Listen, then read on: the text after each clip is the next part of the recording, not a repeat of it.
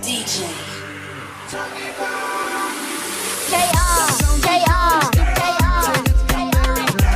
Come down and see what Samoa, watch him sway about.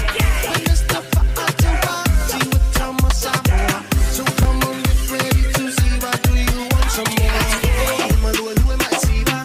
I tell Pity might be a piece of polo. No look for the Uikina, Ura, but I do it might tell me.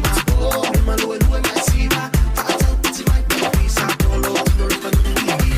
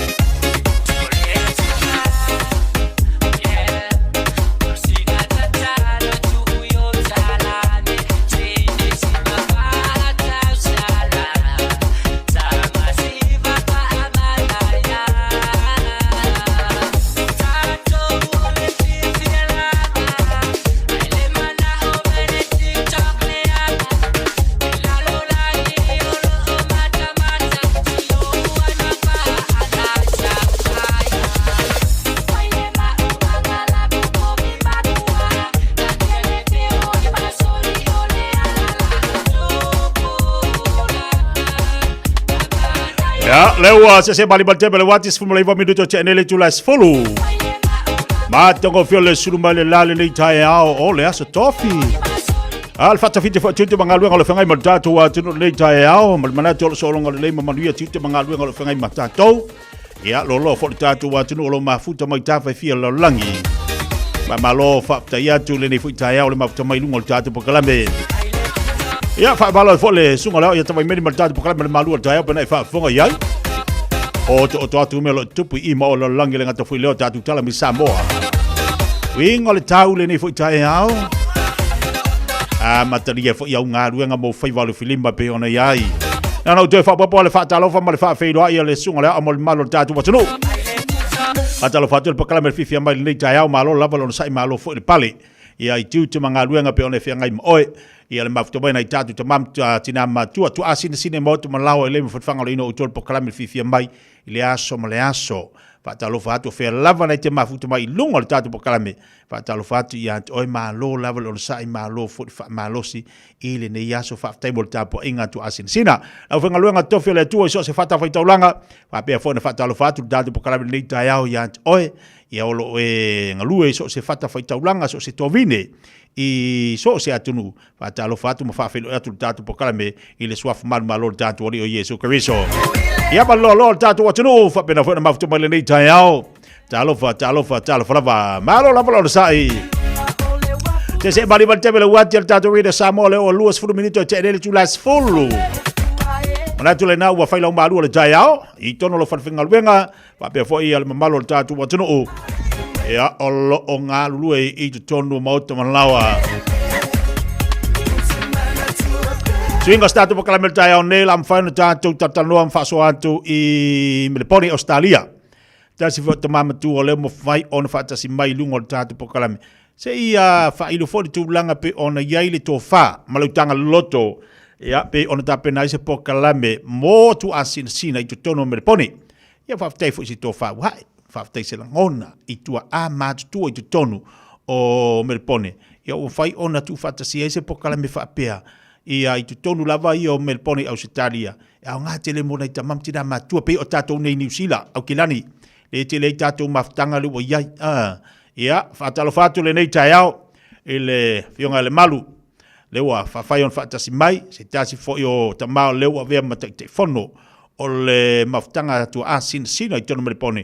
Lewa, maua mele tātou awano nei tai au, ia mwhai whona e whanongolongo, mai whanfonga mai iai, le nei tai au fo. Ia, whaatalo whātu le malu. Malo le se whoponi nei tai au fo. Ia. Ka lofa se walofa no karinga I kuala mamai no karinga kia. Ta ka lofa kura ngangor whalalo. Malo se fumaguia, ia malo fwoi kaukua isio ka kaukua. Ta ka lofa kufoi ka kuala leo, le Radio Samoa. Ia olo papea fwoi o ngā kaukua I tātu matunu ia o te roa ngā kufoi lea. Ia o so se maengo laurangi wo kueire malo rosi. Ia o whaasaraunga a ka kuala leo mātango fie. Le ka wala ka ko por kala merge ka ia o le Fiafia Mai ka kalo fa ko I fa fonga ka po mai si o ka ko po fe lava se painga po fe fo I se vai pongo sa o le tunu o le rangai o lo ko fa fonga merge po kala me ma ka fie vai ko paia mo ko ma ia fa ka lo fa ku ile ngangor fa lo ba lo so fo buia nga ku le o me le fo mai de la ke mama ma so fo buia ni ka ya wa fa mai ia I whangunga le lei. Ia, lea ua whaafonga bairu kā kaungu. Ia, ngei por kalame mā kaungu fia lo kau kua kua whakaringa kikia. Ia, o se kasi fo I o whaasalarau. Ia, ua mā kaungu fia ma whaafonga kueru kā kaungu. Ia, paia fo o kā kaungu. Ia, o paia ia ainga makama o kama fo I ma ainga. Ia, kuboa mapule. I ku au fo I ma la kau ainga kai marama au fuki. Ia ngā kiri leo sua ma le vai whangua, fo mai kulangi o sa ole ma sa leo mua, ia ma le lau niu sa e lua. Ia fo le lau ngā mukasi whakui ma lau waa koko, ia ma upu ia ke oere ma ngokele. Ia kia o pa ia ngā lo kā kokongu mai saua se pau mai angalenga, wha pelea, wha kālo whaku, wha turo foi, I ngei aso ma kako mafutanga, ia mesio le fo foi wha mai na kungu, ia au vai, ia leo mauangi ia wangoa siasa, maua kia, ai mo ria ku fa pekele mo ria ngo fa aulo ia manguia foi por kalame ngi aso war fa fonka po mai o se ka ko ngo Malo fa tai le malu fa tai sa no nei tai ao leu ai pai lango pa i o le atunu le so. Ia ra tai mai ta sia i le nei fo tai ao ai sa no i lungo le ta proclame ia la le toi o ise fa mtalanga le tau tua le video Samoa ma stala ti le nei tai ao. Ai o ta fa ta lo fa ma ta fa ma lo le nei tai ao fa tai pe na sa no mau le nei avanoa ua tatu feilo iai. Sia mo se avanoa fa pe nei. Ai fa fitai o le ua mo le avanoa. Le malu. O ma le tau nei auto. ba ko lo flenga mar fa fonga ngare ko o pe ango pa makari por ka kalangwa ngo ngoro mang ia ka wi ama ko melponge ngama ka maya fo i ba ya so le sa le weekend ya sa le so ngofua aso lua so lu ya le wo menye le skofi manga ia le sulo la mong ya le ko malu lu po ba ku fa fonga nga Samoa ya la manga ia le sulo la ia mo fo ma fa nga ma mi fo i kwasi singam ya me se foi ya que rengo so tato tunu ba ku la fa fonga nga Samoa. Malo fa tai sa noa e malu ale yo ta po kala me le tio a sola tina ia se aula. Lo wingol su se ingol tau le ala u vai fa si malo si se aula ina ia lo po ia ina i me pone io no su ia e tau e me sili nai manuel nai tu.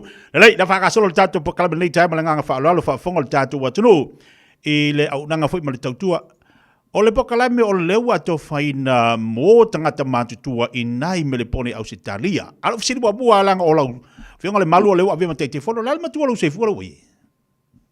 Ba ku le fa fonga nga le tunu ma fa sili ki o le ua o no sfuruango ia tau sanga le o sa le vea ko le. Le o no sufiku ia wali pe au le lo fa male anga le o le tua.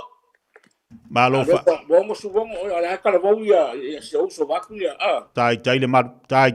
Le tau singal tina o la inga. Ia mal to anga le lo fa tina al mena i mana ia na e tele e tite ia tau sanga. Le malu. O le fa mo mo le o tape na ina le pokalame mo tu sina i tu tonu me le pone. Se sa no ia. O le ase. La le mafu anga. Ai se a ua e ai si to fa mas langona.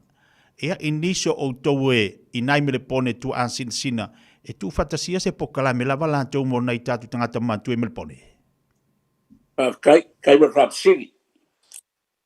Lau fa nga inga i le upu le o le fa ma ite me le nei. Ngau ka ngu mai kongo me le ponge.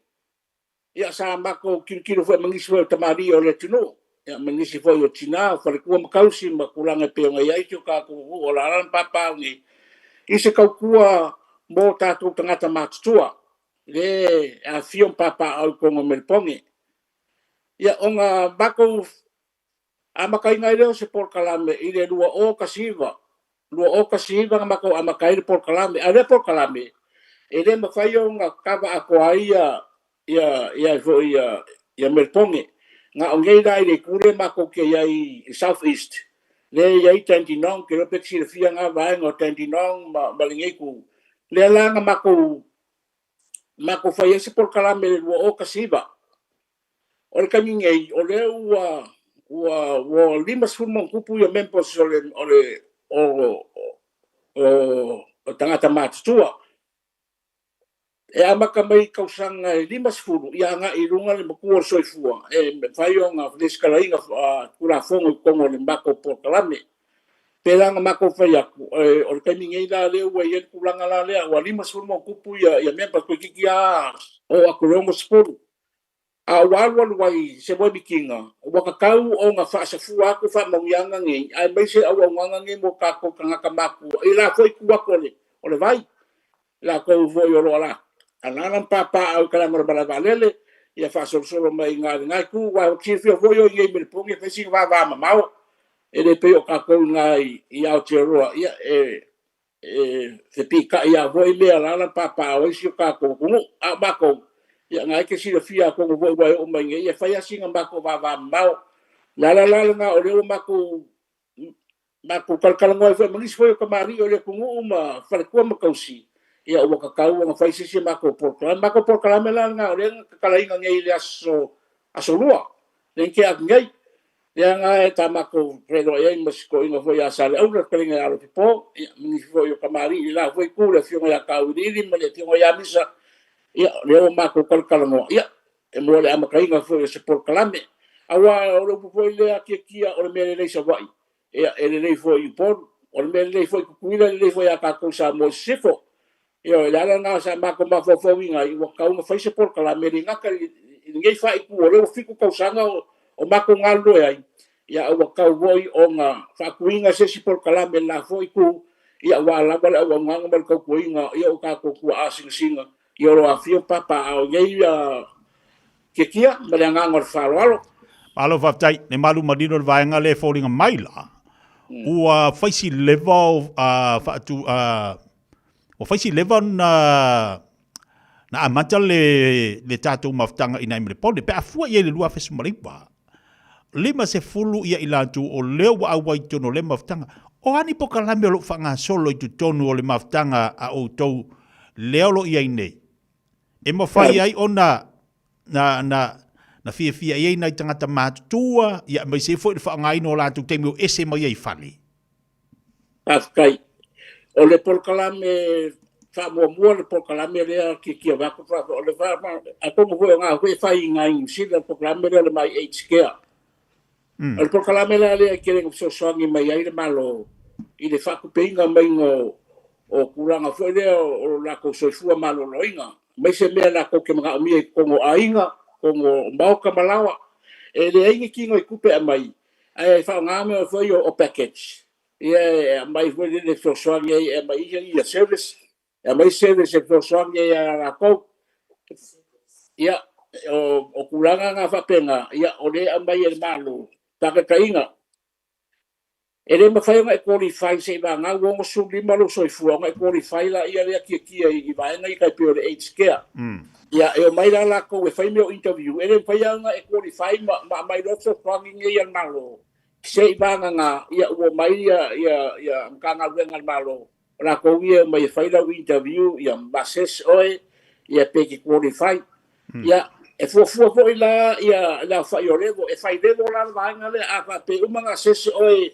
e ke mo kwa maua kelengi i mai foi le e a fia ilo so fuanga e ma volunga la le levo e o kwa ile lima sfuafe ia kulanga va penga e ile levo ma volunga va penga ia asesa ku o e foi fiololonga ia va penga e ma mai le ia kai kon sfuafe pe amo fai aku ele a mai fucking oi kupe e a mai nga avela ia le la ko le fire service ia nga mai la ia le service nga e la ko ki ko nga oi kai pe o saue e kiringi lo moka ia pe ia saue bola o va ku lo le fa funga nga le kuno ia e fo ia saue a mai lo moenga fo le moenga forma e fo le nga fo forma la remote ia lunga la lo ma fa penga pe ano fa ia o nga umangi la wanga fa mua nga kongo la ko nga bako fa wai e ka uma fa se va nga o wa ko kelo la ko lo la papa al fa ku nga ko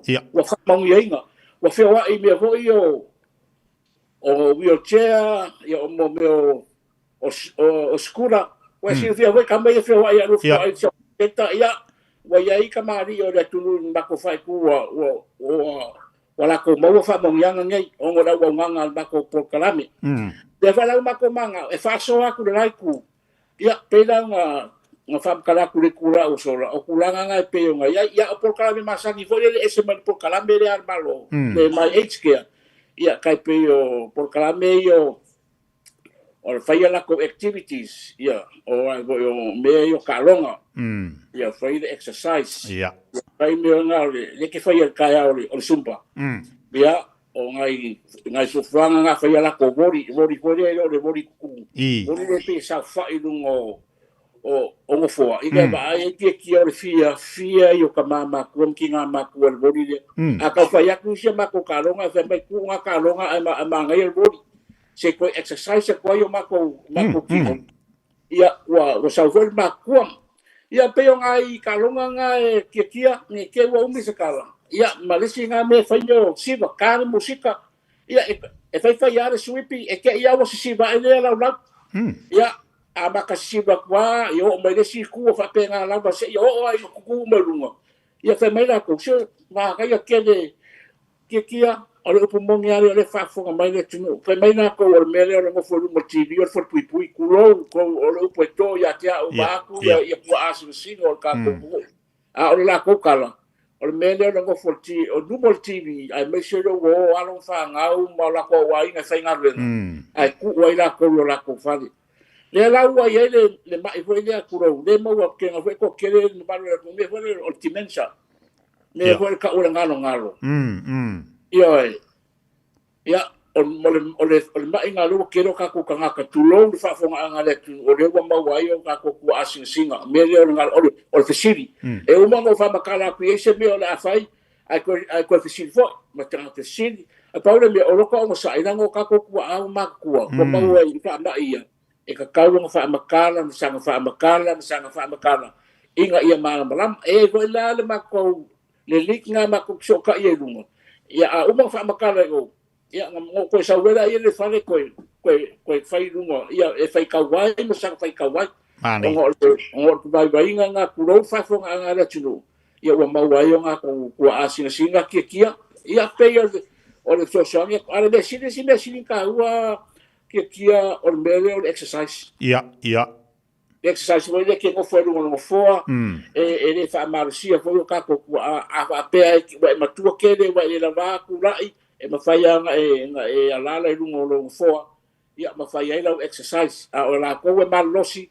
Ia e fai no fai le exercise e ma speed le ma sengo wa ia ko fai lo exercise. Ia le so fa nga ma ko o le o nga ho ma ko kilo aku ma mai mo aku ra ku ia lo ma ko fa ka ia foi na kero va be e foi bem ai e sila ia mala nga fa lo fa kai ke kia po kalim sin ai ia tele le mana ia tele tu langa na atono le fa longo mai fa fonga mai ni so tatu ai ngai mele pone e lo au ai tu tono le fo imafutanga le o to fa fonga mai ta au ai o vaenga le wa fa mani ai le tua ai maise e tawala mai le malo moni o tatu tangata matu tu ai mele pone o tele lola ia te o le tama maltine na ye lo tua ai tu tono lo ainga mania banoia o aso le feito maftanga o le por kalame mal mafkanga ma ko le lo fai ngai o le aso fua ia mal le aso coffee le la u mangeka kalngonga ia o nga ngule fala ia le mo soi por kalame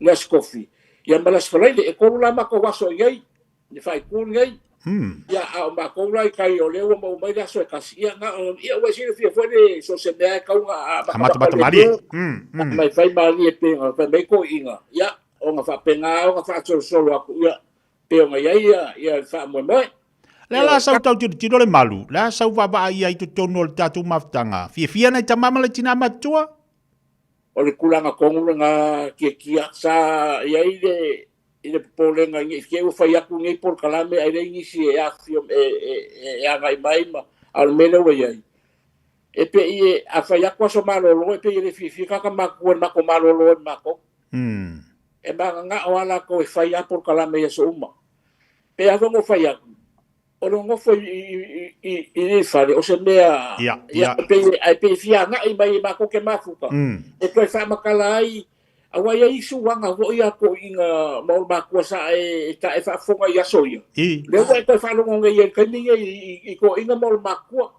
e oi wa le fa lo ngo ku i kuranga pe ngai ai e se le fa o so fia la ko o le se be kia o le tausinga o le tausinga e ai la ma ko volunteers e mai de settling ia po o le social welfare ia ko e ka wala mai la ma ko por kalame o ngai la volunteers o la ko ie o mai kuka ia la ko me kausami ia asure i pubai o a me uma afiaru fo i kulou de fa fonga anga le tinu o marka fia nga i fare de ka ua ia e fa penga nga ia ai foi la mala ko kera e que se le fia foi ka ma ko nge o mai mafkanga e ka wango mai mala ko kera a ko voi o le ko ngel malo ia pole ai ngona ko ku asin singa a saule makua e le fainga mako karian makua e saunga ia a mese ia la to matu ho le wa walu le ku le me o le prema me fa penga wa ka le wa ka le fainga e manga undia la mako ia ia le afu ia le kera e sau e vai fa le ngai ke o kupu ai pe pa u pe ia se fa la la de kupu ai ia la si le mai de ia malo o fesa ia le kera me la ngai ma nga mia ia ma ko kera ai ma ko ke va ia la kele la va ia ka ko a ke kia ma pe le ku la fo ia ma ia ku a me se ko singa le chino ia ma ku langa fa penga ia ma wala la ko fifia ma wala ko so fu malo loino o nga mawala ia leo le mea ako o le lako fia e pe o nga mako kom foi ngai por kalame whakawaa ia o mako foi o ngai mo lako i ngai a kungua ko a fion papa a oike kia ala tua foi le maluo o po kalame ne tangata mat tua toi na saundo toi fa mana tu ila tu tala ia sola ia ila le lo matua na ila tu 5 inga wa le to ina lo fa ilangi fo lau e foi la to ina na la tu 5 inga ngai fa ilangi fo la ngalo maku pe inga la ko fe ka wier ko inga mal maku to ina mal matua ya la fa pe la kala ngoi kala ya sola adi do la wa makafu ko ya maka sala mafuka esa o e inga fa me yang o ya yo ba ya la maka ko ya ba ko ki o e ai la ko fa mo ngai mako ko kalame ya wa masuka voi mo ai ko mo ko wa ko la ko ko ka ko ai mo ngi le no kala kia yo lo pa so se me ai ka ko ke fero ai mo ka ko masuka ia wo ko fa ia la ko ka o si va nga kia ma ko wi wa fa singa le ni e ma ko fero ai mangi so ka ko malanga mai nga ya ka ko kai ngai au kilangi ia o ngai wedding kongi ia mo so se vai nga ia o mako ko fero ai asa mako fika wi mako masangi o boyo ia ale o mako ko fero ai ia o le o mako ngalu fa kasi ia mo fai ngor por kalame ma kulanga pe yo ngai ar kulanga sa nga kia ai que no o so pe mi pe que ka por fo suanga lo mako ba ko iga awa ke pole le mat ku ai fekari e yo puna ka ko ka ke ese foi no fia mako ke mafu ko ikua o ke le mako va ku fa fonga ngale ku wa fai ga wa mari diwo mako ulo yo ia e pe yo mako ka ku ale o de ka ku ale mako ku asinga singa nge yo o ka ku ale o la e so fu ma ola ya mako ya la fai ke kia aia al pauala tu ala lo le mal ka nga fai mo mua ia interview ko inga malu makua ia leo ko ngai i New Zealand la ngai le ko inga ngai la ko ngai Australia o le ngele lo makua ngai ke la wala ko ngofo ngala fa kausanga la ko ngal mafkanga o le ngele lo makua ngala ko 5 le ngai le ai fai interview fai mo interview fa ka ri ko sa o le fa kwang wala lo e ko inga ngamalanga ba inga ya ko ia ale ka o persua ko inga ia walu kala ko inga o fam kala fa mo ia 5 wa le nga miele ko ia sion fa ko ake walu o malang fangau ala sa ngal ko inga ko malanga ko inga iso ba ngal fangau ake pam si ya ko me ke fa ke le yo ko inga la o ma ko kinga o la la ani ba wa le ba sa o sa ko foi ia le ka ko foi o ia foi ia fa ia o fai ngai o ka ko ma o pe a ko fira ki ko no mai e au le ke ia ki ngale ko ma ko ma ka ki ki ma le si me alanga ya voi e ke de aku supa ni aus kari ro pension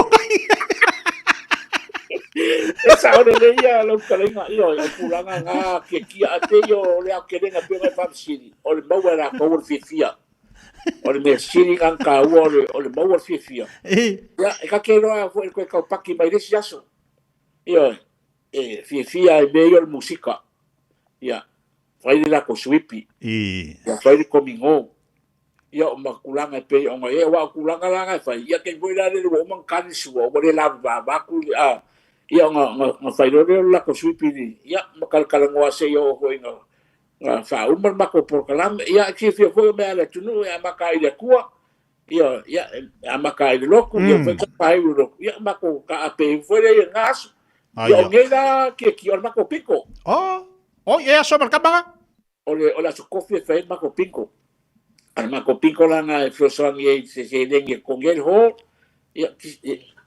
ia e ko ngeia me voie e o mako pasi wa ir mako pasi mako ki o maki ka fa pe o la mako ngofo ia i me fo ro fa uranga ai por kala me ka mako maka fa vai se fale ai ngai ka mako ia vai se me ave papa ki wai maka fa ngas ia pe o ngai se rengi la ngai mo ngai i le piko ia fa i longa me ai ia ai mawanga se ringi nga so so ngai mo ka fa ngai ka ko a ma ko ya malesi me kiki o le si me ma fifi o le mo ma ko pas so kai manga ya o le vengi fo le surfa ya mo fo okay ya o sa ringa se ringi a fo ya ka mama ki nga ma ko ma ai fan racing fai ya nga ba wai ma so so ngai mai ko le tunu e foi sa so songi kongi la koma e so songi foi kwasi singa la wo mo mai le veng e le o le veng ina nga o le ma ko ke e picking is for le tu ka mo mau e ba mai ka ko por kalame ke kia e o kal ko mo o mo ia le wo mo ma ko fai ku o kal ko mo foi ma le fo kwa maka le por kalame la foi ku ro ia ni foi tamari o le tu fai da ia la o foi ele mo ia le mo se da ko foi vengi pe ma le fai mo kako por kalame ma faro lava tia malo faftai le ua la ina mai al tapo kalame ma fa sol nei tai ole malu ma nei tele va ngo le ua mo nei fa morianga mo nei tu a ma tu ina me le pone ya le ngata fu ilea wa ma nei po kalame lo fa nga solo fi so swani ye fa fifia ila tu ese mo ye fa le no fo le so antoa ai ma nei o tala noa fa soa ia fisiri lesi o le nu o lesi e wapi e kalkal ngoa kala nga fa ke ainga me tatu te le le na ai au nga mafutanga fa pea ia tatu te lo ai e mana ia te le se ia tu fai foi o a foi ni me la mafati ele si matua ia me foi fa soa mai si matua ia ma le vai nga taua le si vai nga tau o mo nei fa maria nga mo la tou le si la mafutanga le la tatala nei le malu o te iloa o lewa tapena i walua mai e tasi le aso. O ye nisi wala tu amataina lea maftanga fo. Ia, o le kulanga ngā lewa iai, bea korima ngiso kamari o le kungu mai la huitu. Ia, o lewa mako ngā lue whakas. Ia, mako kia ngā ia kurangi, ia, mor wha mau popoi, ngā se yo a hoi ngā mau kuma kulanga laitu. Ia, whape ngā lama lea ngā se e maria ki a fofuanga. O le kula lea ke kia pa whafonga mai. O le la makal kako por kalama le ia sonua o le mai suke kasi. O le kai pēla ngai vaenga lea Point Cook, o Trukanina, o Warapi, Hoppers Crossing, o Tānei, o St. Open, o Altona, o Williams Landing, o Laverton, o Seabrook. Ia, ma ngai vaenga ngā. Ia, o le kunga whapeo ko whafonga mai. Ia, o ngā rena makai kako por kalame ia solua kai kasi, o kako wetresi lea, kia pe na... Mana ia, whailua mai le tatu atusi e whafonga mai tatu ina imre pone. Ia, whafkai. O kako kua kusi le ngai Point Cook, o Saltwater Community Center i Point Cook. Kasi lima kolu Saltwater i Promate. Point Cook, kono.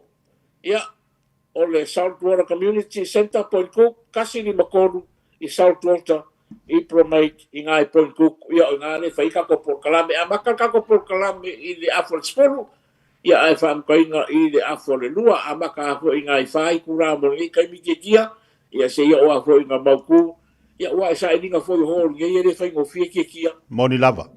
Ia, se mangu whai songi mai o ngiswa i o alo whanau o tātou, o tunu o lo lala fo laiku, ia lewo mo mai ngai ia manoa. Ia e kau kuai kako, kungu whai kako por kalame a puranga ngai ai. Ia, whafonga mai kako, kungu ere iangi me whai kako por kalame, ia mai whawhifia o kou, ia whai kako por kalame, ima whosonga kuai fo i ki ngā ore, ainga mangiswa whanau. Ia, fo ia, apalai ngai vaenga ia waro ko soi fua malolo. Ia o se kariaku ngā kia mare ngā ngon whalo alo, paftai. O le ala tatu tuatu sina le tatu mafutanga tuwai. Ia, o le kasi lua fiku Kitts Road i Taupton. Kitts.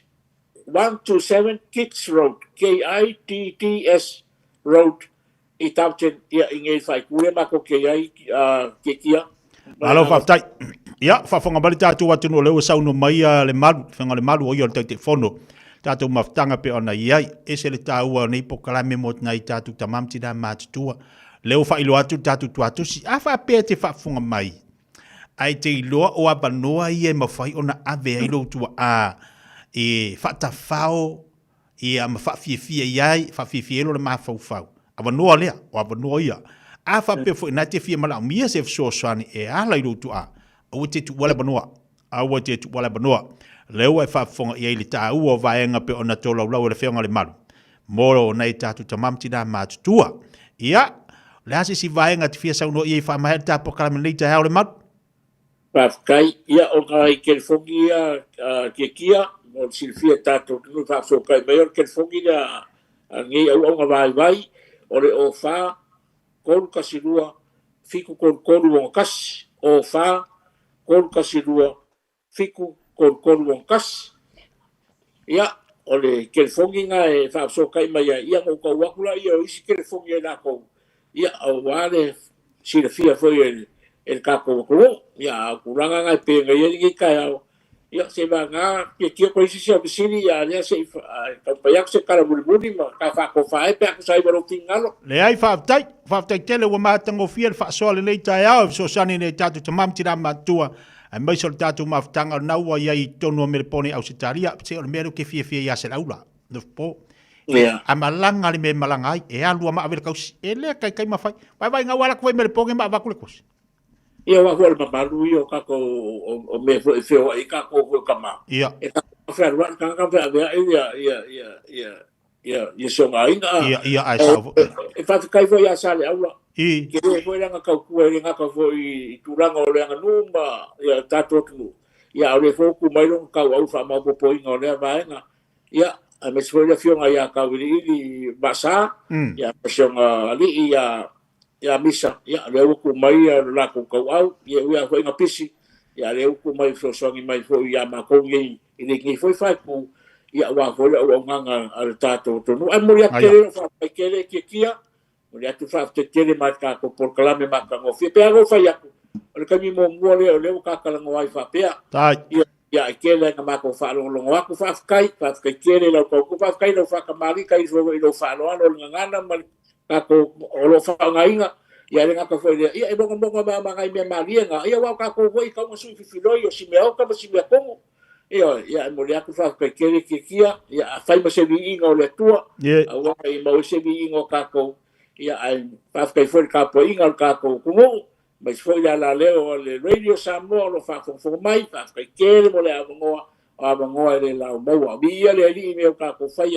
ko ke fai a me sili mo ko mo ia la ka kai foi ka poinga Samoa o la fo sikala o papa o le ka ko maria ila ko fa funga se no vai la o ma ko ke fa maru wa ko ma so ko vai manu poenga ia o ko foi ngrava ia e fa maram rama ngai vai ngai ia wa ngo fo silfia si ka ko wa fio papa au ia le ngai fo i ku o kerope ia ma le ngangor fa lo ia mangu ke inga la ka poinga ka ko mo ke inga ngai aso mo ia po kalame ki tai de ako ko fe ro ai foi si aso ile alofa ia maleanga le leo ka ko pa sini na markami ai fa kele fa ftai lava alo fa ftai le malu tsa noa le taiao la nganga fi fo il tato proclame mai se fo la unanga mal tu al video samo un bau se avanoa mai le na fo tu ke lope ia wa sa no ai ma fa ilo tu langa lo ia le maftanga ne tato tamam tida ma tu fa ftai sto fa bai fa ftai fo fa tupu mele le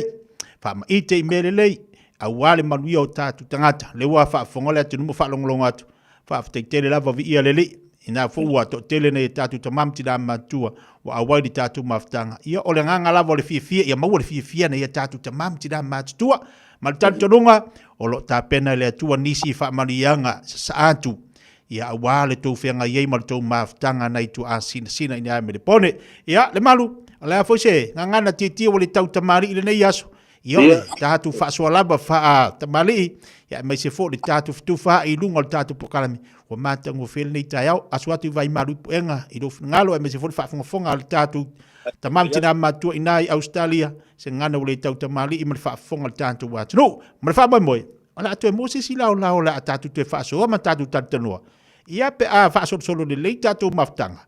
E mo whai nei awanua nei tu a sina. E whaasoa i lunga tātou pokalame malanganga whaalalo. Ai whaafutei mo le nei tāo lunga tātou pokalame le malu.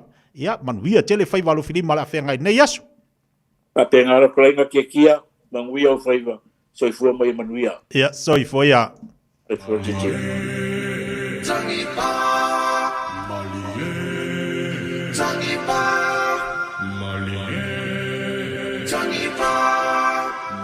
DJ.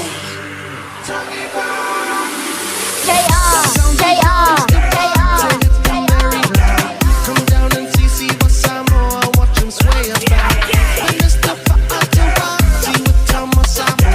So come on, get ready to see what do you want some more. Who am I see that? I tell Pitsy my baby, Sapolo, no look for Uikina, Ura, what I do am I tell me about. Oh, who am I see that? I tell Pitsy my baby, Sapolo, no look for Uikina.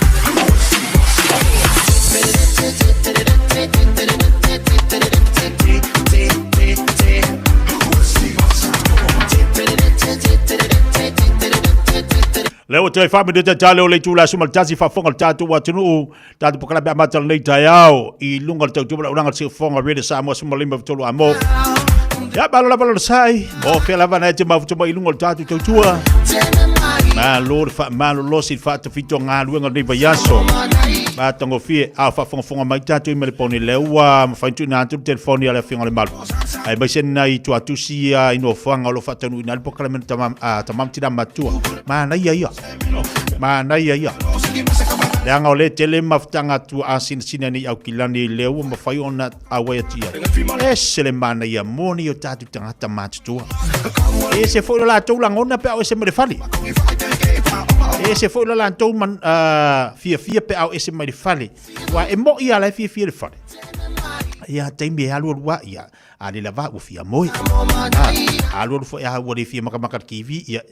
Tuloa e ta oto e alto ina malo matua i lunga no fola toma ma moya ia maka ko akasi ale ngai ale me mana ia ole mana i oro ise maftanga lo avatu ia se uta mama se utina ia nga e sawale o ia ka fa ko avidi mayala ia sa pikia kwa ia wa uma le ngi yasu uma ngi yasu uma le yasu o tatanoa a saudola ia le fali fc o ha me fai go Belum kuat yang kakak kalau ngama. Kalau tak sina swing ai mafau nei tatu tangata match tua. Suiola tu mafau e o PPC. E o tara noa. E o ta alo. E vai lá le fai vol. Sorry, ai vol sa fa. E vai lá le macau kio. Vai lá le mango. Ya ngofo ya popo le polo. Po aqui ai lungo ko malus. E mo ia ile to ato tole malos o la tu o la tu ao. Ia ala manga ia le fanga yo ia. Ai se polo mama. Ia fa pe fu wali ai vala le manga ia. Ia bangi se polo ko inga malu ko inga le sitting room. A uma so mafkanga ia bangi se la u polo popo. Ia popo wa ia fa kabre vali. Vai lá ia. Ko fa ma ke fa kabre nga polo ia so la. A po aku i fa pelu makwa. Sa po a me le ka yo foninga. Ya le kala ko inga fa pe ko ma fa udima. Ya belum aku sa fa la logo fo ka fa kabre vali. Ya fa kabre ak fa kabre mai. Ya umala ya le fa mai ka von. Ya fa dina von. Ya o ka lunga fa pingai. E fa ile hafu manga ya le langa fa mai te me pongi la to. Ile la to foi me i la to foi pitolu. Sini a au ye si to maftanga mari tele. Brisbane manga ya kele. O tele foi mafutanga mafutanga te tele foi ai manga ia le mafutanga ko ia malu bakuai wala ko ye vidi ai ia ke ale fa mai ia la ko lu bakuai so pedang fanga ia madi dia sa fanga wi siap ko mai ko ingale kau o mai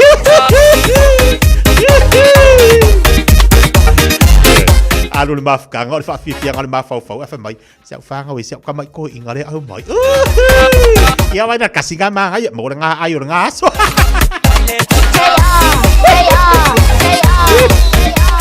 Dua menit jalan jula semaltasi. Dari jula semaltasi waktu tu telefon dengan Britania.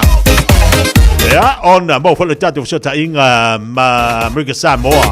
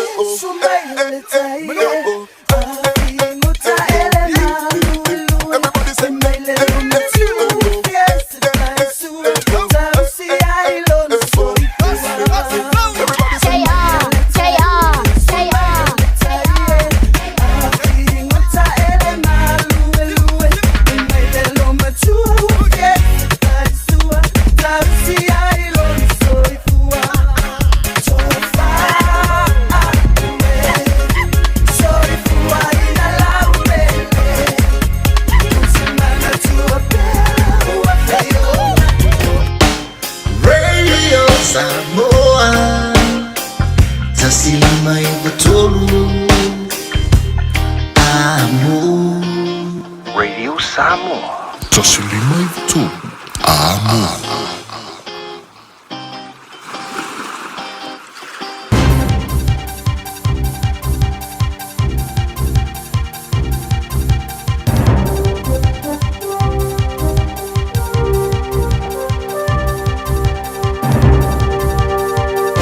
In this update, the Finance Minister is downplaying coalition division on the Iran war. Winston Peters has reportedly apologised for releasing emails seeming to show that Chris Luxon wanted to more explicitly support the conflict, which Peters thought imprudent. The Prime Minister's office says the letters mischaracterise his position. Nicola Willis says different views always float about and voters don't care. They are focused on actually, are you managing the economy well? Are you going to get us through this crisis? How much my groceries going to cost next week?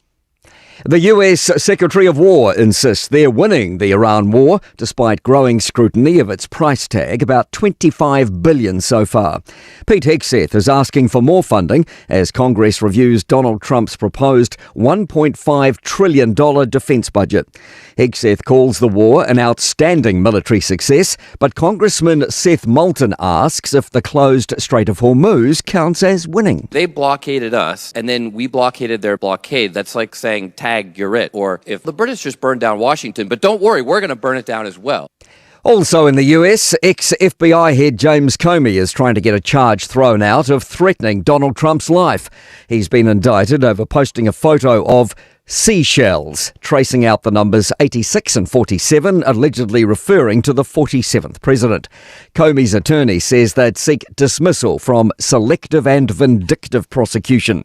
Trump claims it's an obvious threat. You ever see the movies? 86 'em. The mobster says to one of his wonderful associates, 86 'em. That means kill 'em. A criminologist is wary of a plan to crack down on nitrous oxide abuse. The gas for whipping cream can give a high but has real health risks and makes driving extremely unsafe. Imports would require Director General of Health approval and selling large canisters banned in dairies and vape stores. Victoria University's Fiona Hutton says the government can't arrest its way out of a drug problem. If legal avenues for purchasing nitrous oxide are no longer going to be available, then the illicit market will rise to meet that demand. That's news. In sport, an overturned penalty has drawn the ire of Arsenal manager Mikel Arteta after a 1-1 stalemate in Leg 1 of their Champions League semi-final against Atletico Madrid. The Gunners lost their chance to net a winner from the spot after the VAR decided the referee's original call to rule a foul was wrong. Arteta says he's annoyed, upset and disappointed at a decision which changes the course of the tie. Sorry, it's a clear contact. You make that decision. You cannot overturn that decision when you have to look at it 13 times. At this level, is completely unacceptable. The semi-final lineup is complete at Snooker's World Champs in Sheffield. Scotland's John Higgins has rallied from 9-6 down to oust Australian Neil Robertson 13-10. He'll meet Sean Murphy in the semi-finals starting tonight. That's sport. I'm Malcolm Jordan. Talofa lava, o nei le nei mai le imisau training. A whai e te whia o ao ito mai whai kofe, whai loa i matanga te whau, ma whau sia lolo to tele e a mata i singa luinga whau i se whale kofe, bo se whale ainga, des tala nei loa i la mātou Food and Beverage Skills course, lea e a mata i le masina o me. E se fulu lima vai aso le umi, ma a whai e te anga waa e le ai se tutongi. Mātou te mālama e whaingatale toi fo'i ia o aonga, a o emisau o se aonga e pēlawa o se ainga, ma o loo iai whai aonga e lango ina o i taimi uma. Wala au mai nei loa, i le ovalu se lau, lua wha tolu walu. O lolu manai e a mata i nei.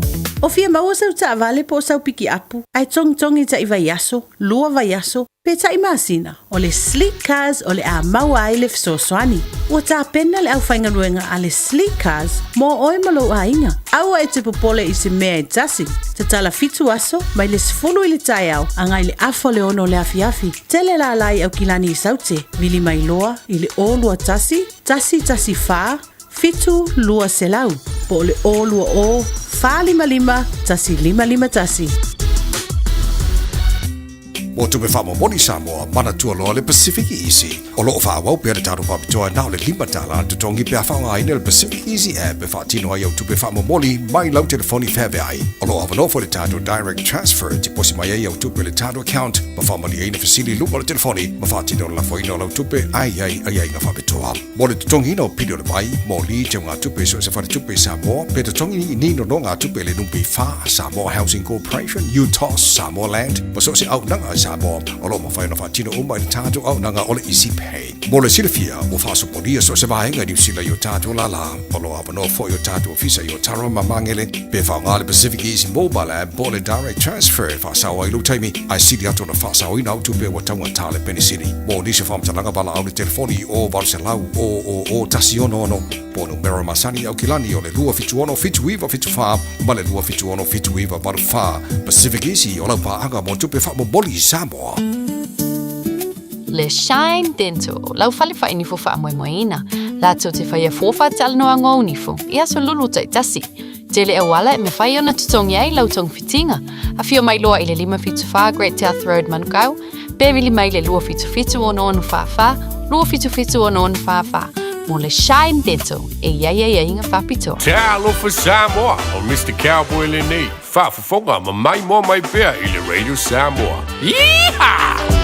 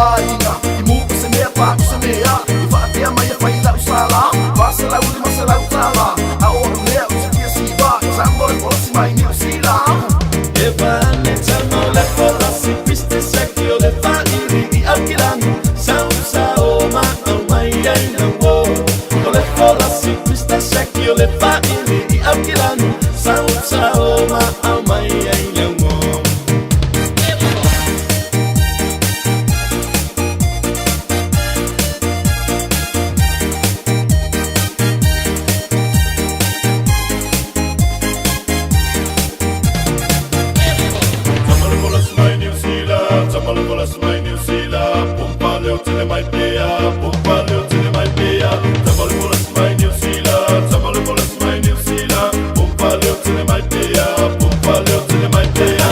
Simba e si tau tuana, simba boina e tau paava, ilona I oe no ainga, I muku se mea paku se mea, I Fiafia Mai e whaila usala, Vasalau I masalau tala, a ora mea o te kia siwa, tamale bolas mai New Zealand. E vane tamale bolas I piste sekio le whairi I aukilangu, sausa o ma au mai ai na wo. O le bolas I piste sekio le whairi I aukilangu, sausa o ma au mai ai na wo. E vane tamale bolas I piste sekio le whairi I aukilangu, sausa o ma au mai ai na wo. O le bolas I piste sekio le whairi I aukilangu, sausa o ma au mai ai na wo.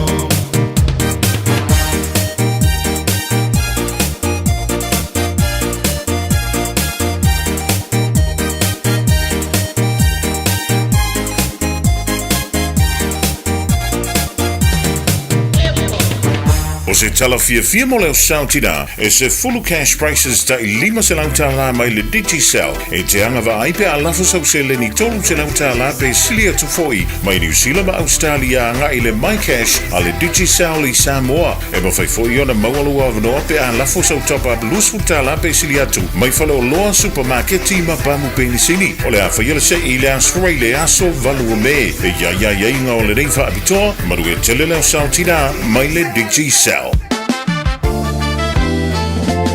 O tau sa ili se sa mo lo ainga. Po o tau sa ili sa masini tutua pe o le Hilux ma le Ford Ranger. O le au nanga ale kaseti e whaafai mo fie mea uma. E te alu ma lau ta avale, ua e malie atu atoa. Talia le titongi vaiaso, lua vaiaso, pe maasina foi. Tu atoa lo whaatuatuanga I le kaseti, te tala fitu aso, tu atu si fitu tasi, East Tamaki Road, Papatoetoe. Telefoni lua fitu fitu, ono fitu lima fitu. Lua fitu fitu, ono fitu lima fitu. Le VS Dental. O mo mienu ni fufapia mama papa. Awa loa e tino fuai. E athe valu se lawi wa iwa le seti tai ni fu atoa. Ioe. Tele mai si fapitoa. Veni mai loa le VS Dental I le o lua lua. O ono. O. O lua lua. O ono. O.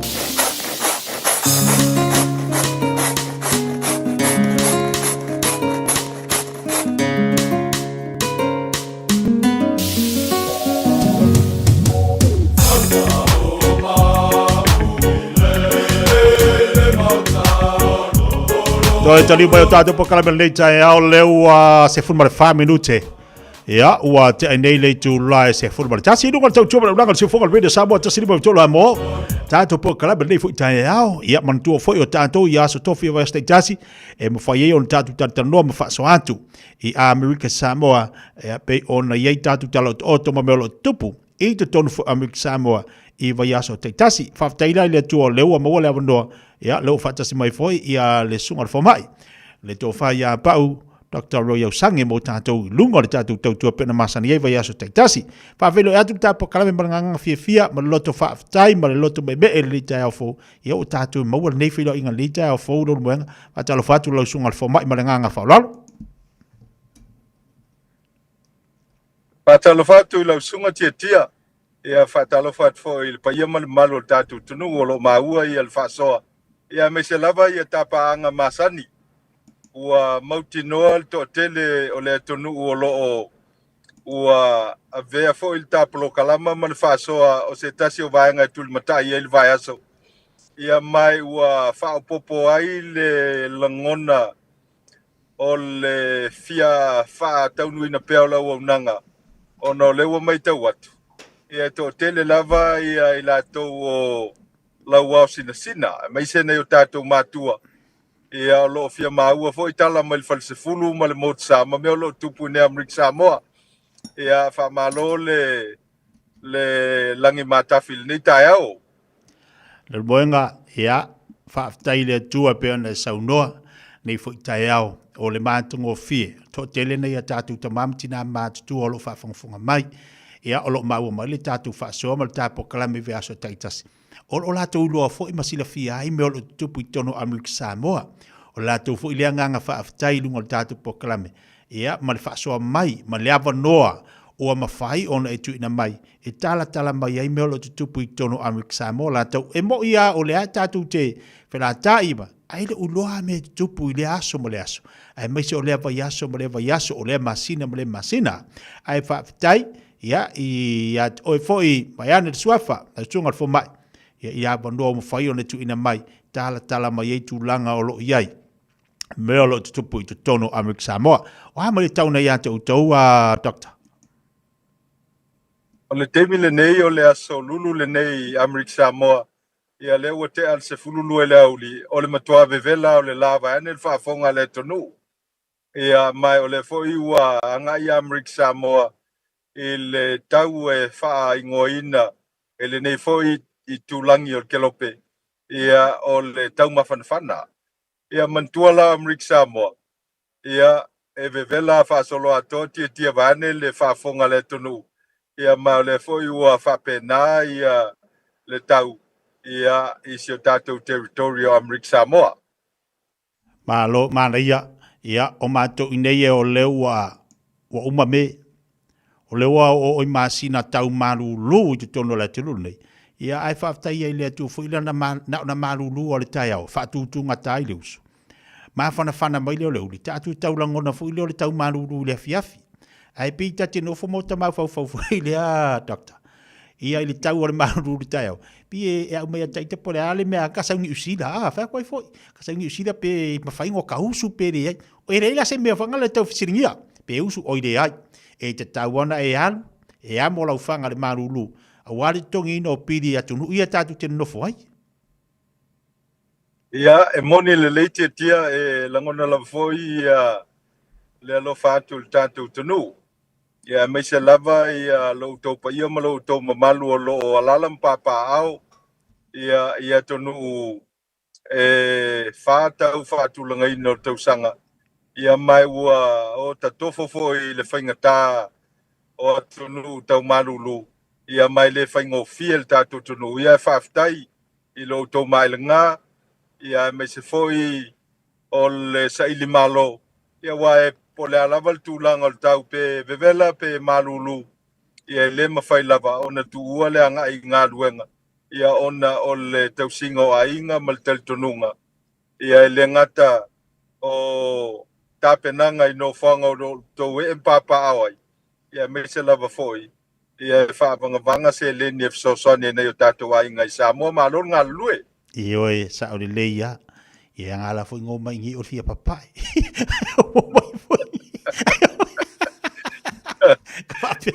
Ka whapia ia ka ikai furi de pae pae.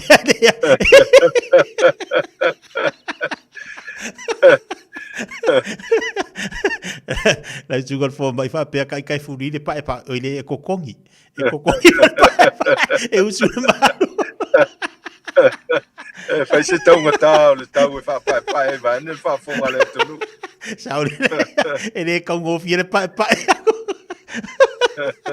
Ia e malo whapitai, po le are koe ngā langu, pe ka ke pae pae, pe whiwho le maru e whapai pae kai ka o le usua. O le usua, e mea tāua.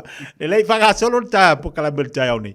Te lona i eina i tā penanga, fo i le pe ona e amata saunua le tā po kalamea le i tā te li tala no i lunga le tā tautua. Whera tau whailo ma whaanta fo le tūlanga pe ona iai.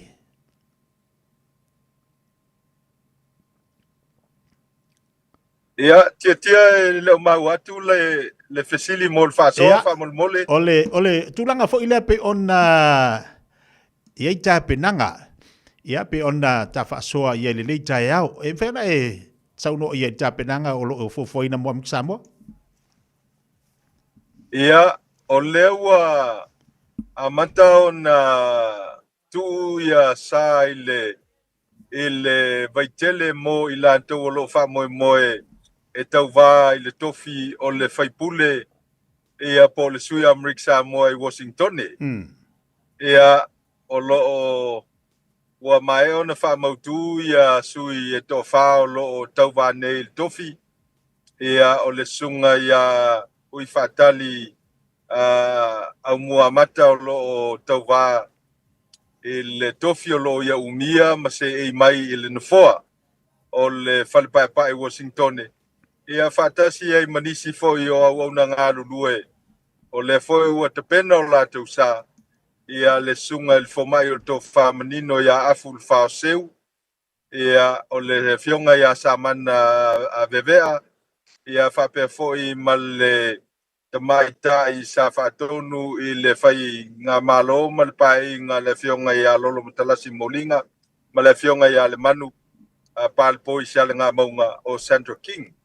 Ia o le whamoemoe lea e whaataunuina ia nove maso ono le tausanga le nei. Ona e tei lua tausanga ma whai palota o le maota o sui o le whale pae o le malo tele Amerika.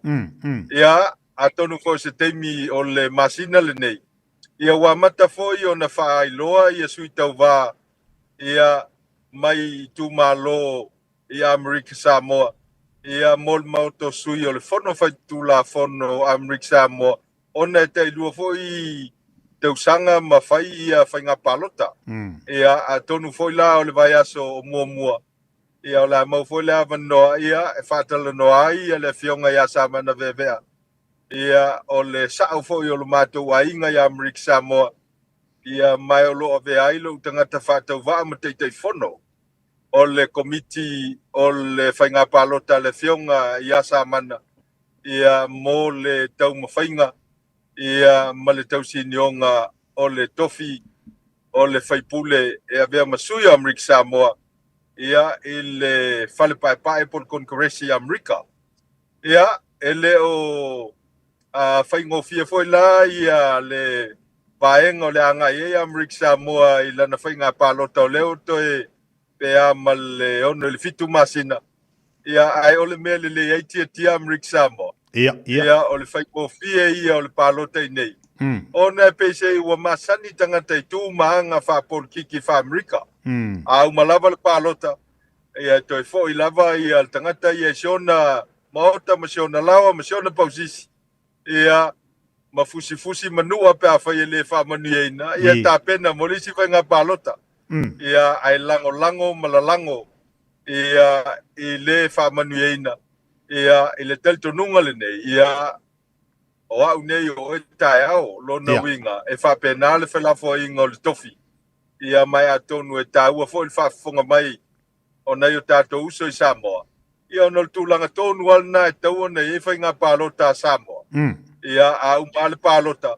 Ia o i lava e le manuia. Ia lalango ia i lātou alo o manu malo ma tau a vea le whai ngā malo.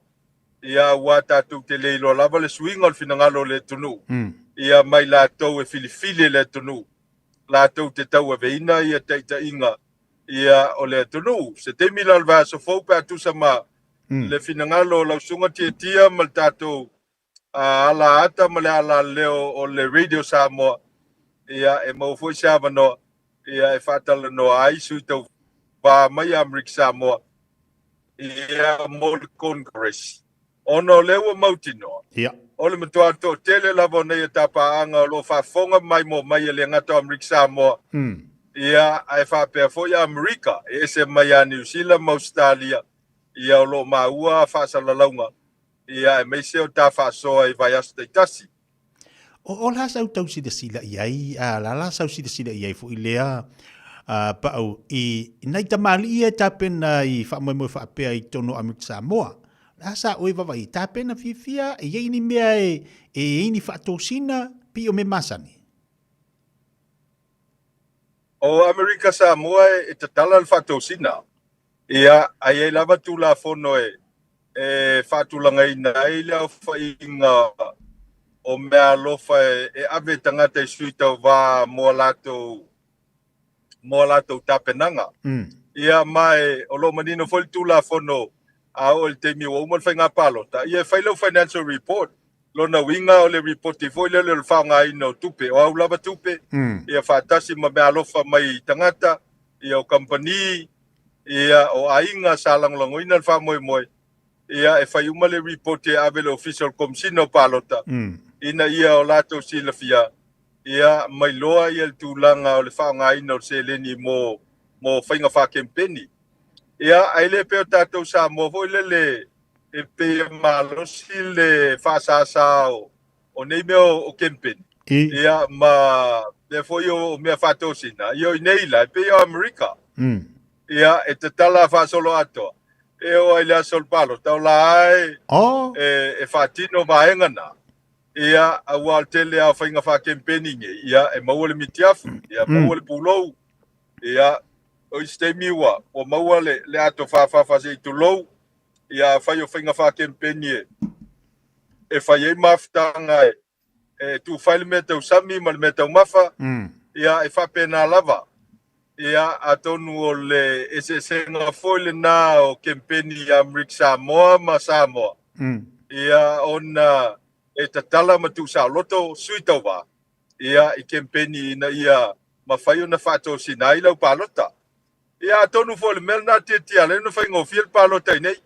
Awa i eles tangata ke vai lai tau sami o il papakiu alisi sui tau wā. Ia te vai lisi vai aso lai o tau sami il papakiu alisi sui tau wā. Ia eleise mea foi le e tau wā ai ma tilo bo fele mea lai anga ia le tangata palota. Ia mai fia tangata uma wal mea monia.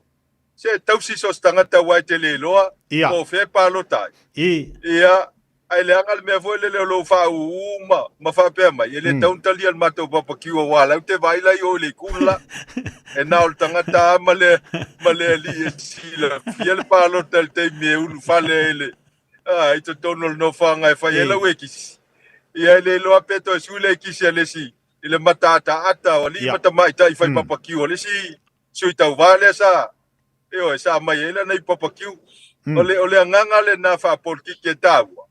Awa nei mea whainga wha por ki ki. Ia o mea wha palangi o tātou talia ina.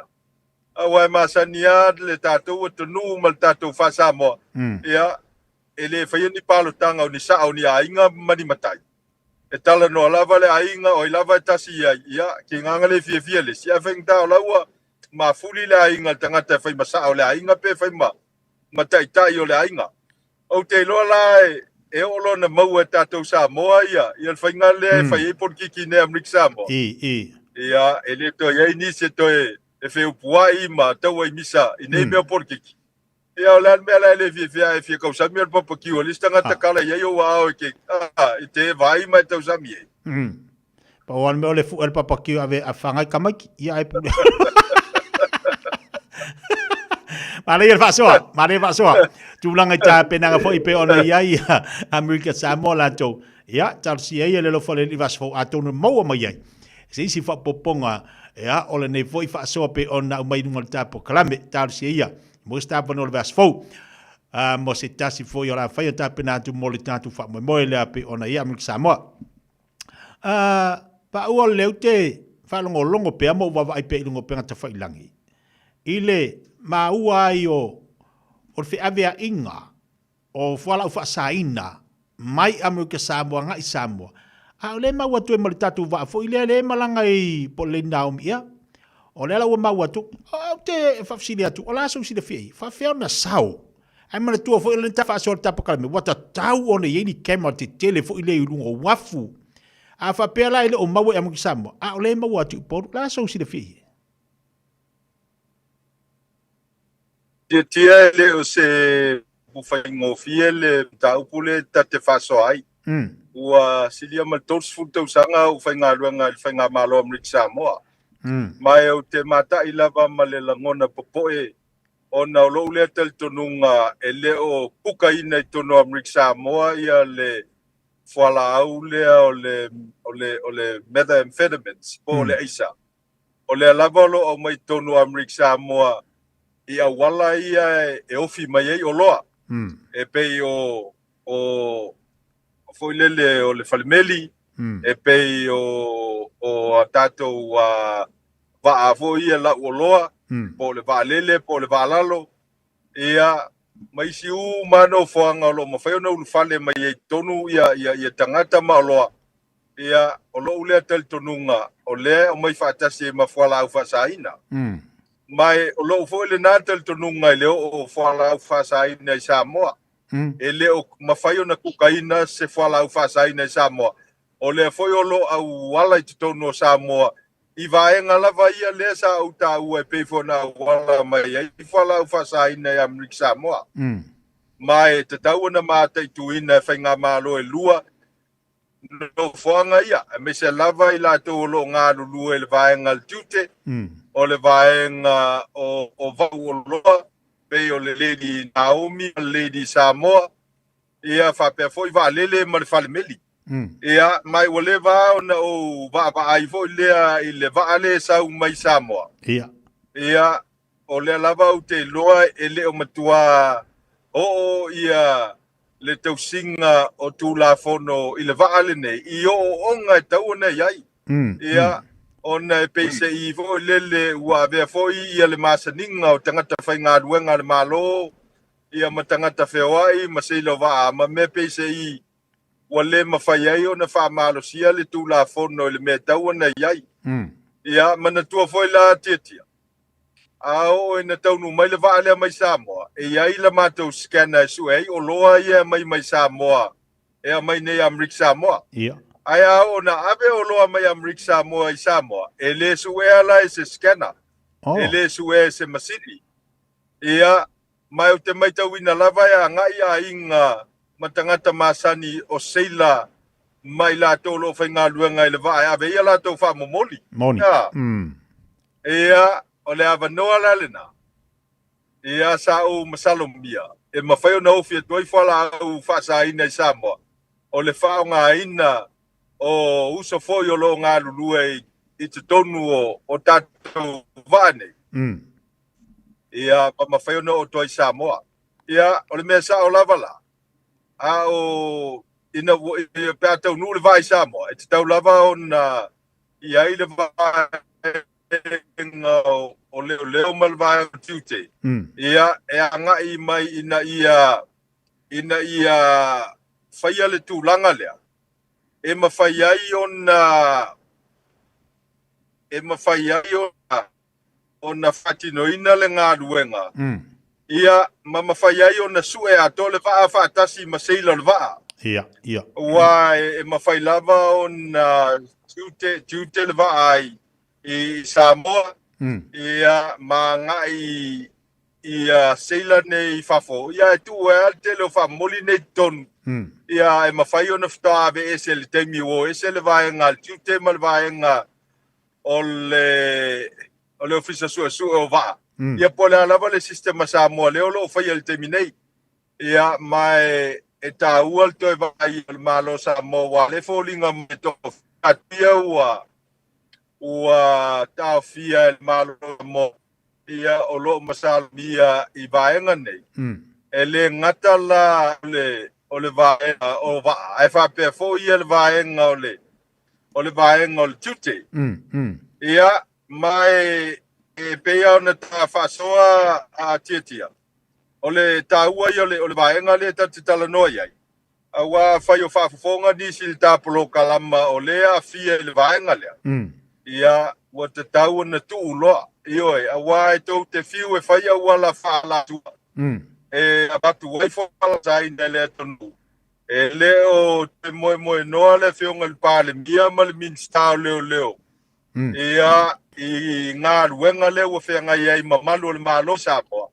Ia ina ia whaialo la tau tiute. Whape nā fwoi la mātou komsino leo nei tō whalto tō ia tanga. A molinga. Ia whatasi ai ma malu le malo. Ia ua matua ngā lulue so tau au. Ia mauti noa. Ia e tapuni uma wala ia e ofi mai ei whala au whasai nei tonu Amerika Samoa. Ia mau atuai Samoa. A whai tātou te ngā lue whatasi lea tonu i le matau pule nei. Ia na whai ngofia leo le ngā lue ngā palea whai naina ia tātou whanau. Ia ai maise ia le lalovao o tūpulanga o lea tonu. E whai ngofia o na tō sina.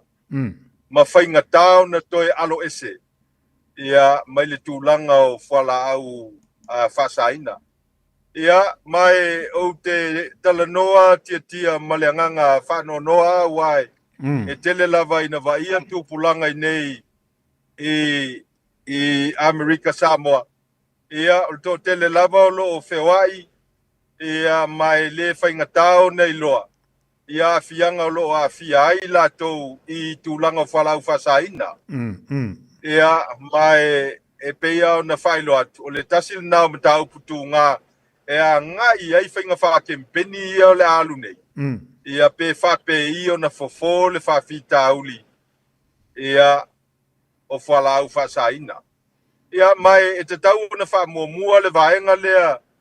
Ia I latou o loa vea mataitai o le tunu po le tofi o le whaipule Washington po le tofi o le Kovana ma Lieutenant Kovana po le tofi o le whaipule po le sentoa le mauta whaitu la fono o le ngā luenga whaifatasi ia pe a whaitatou te alo whamoni whanau o le tunu ma le tunu ina ia tau fia whalau whasaina I tono Samoa ma Amerika Samoa.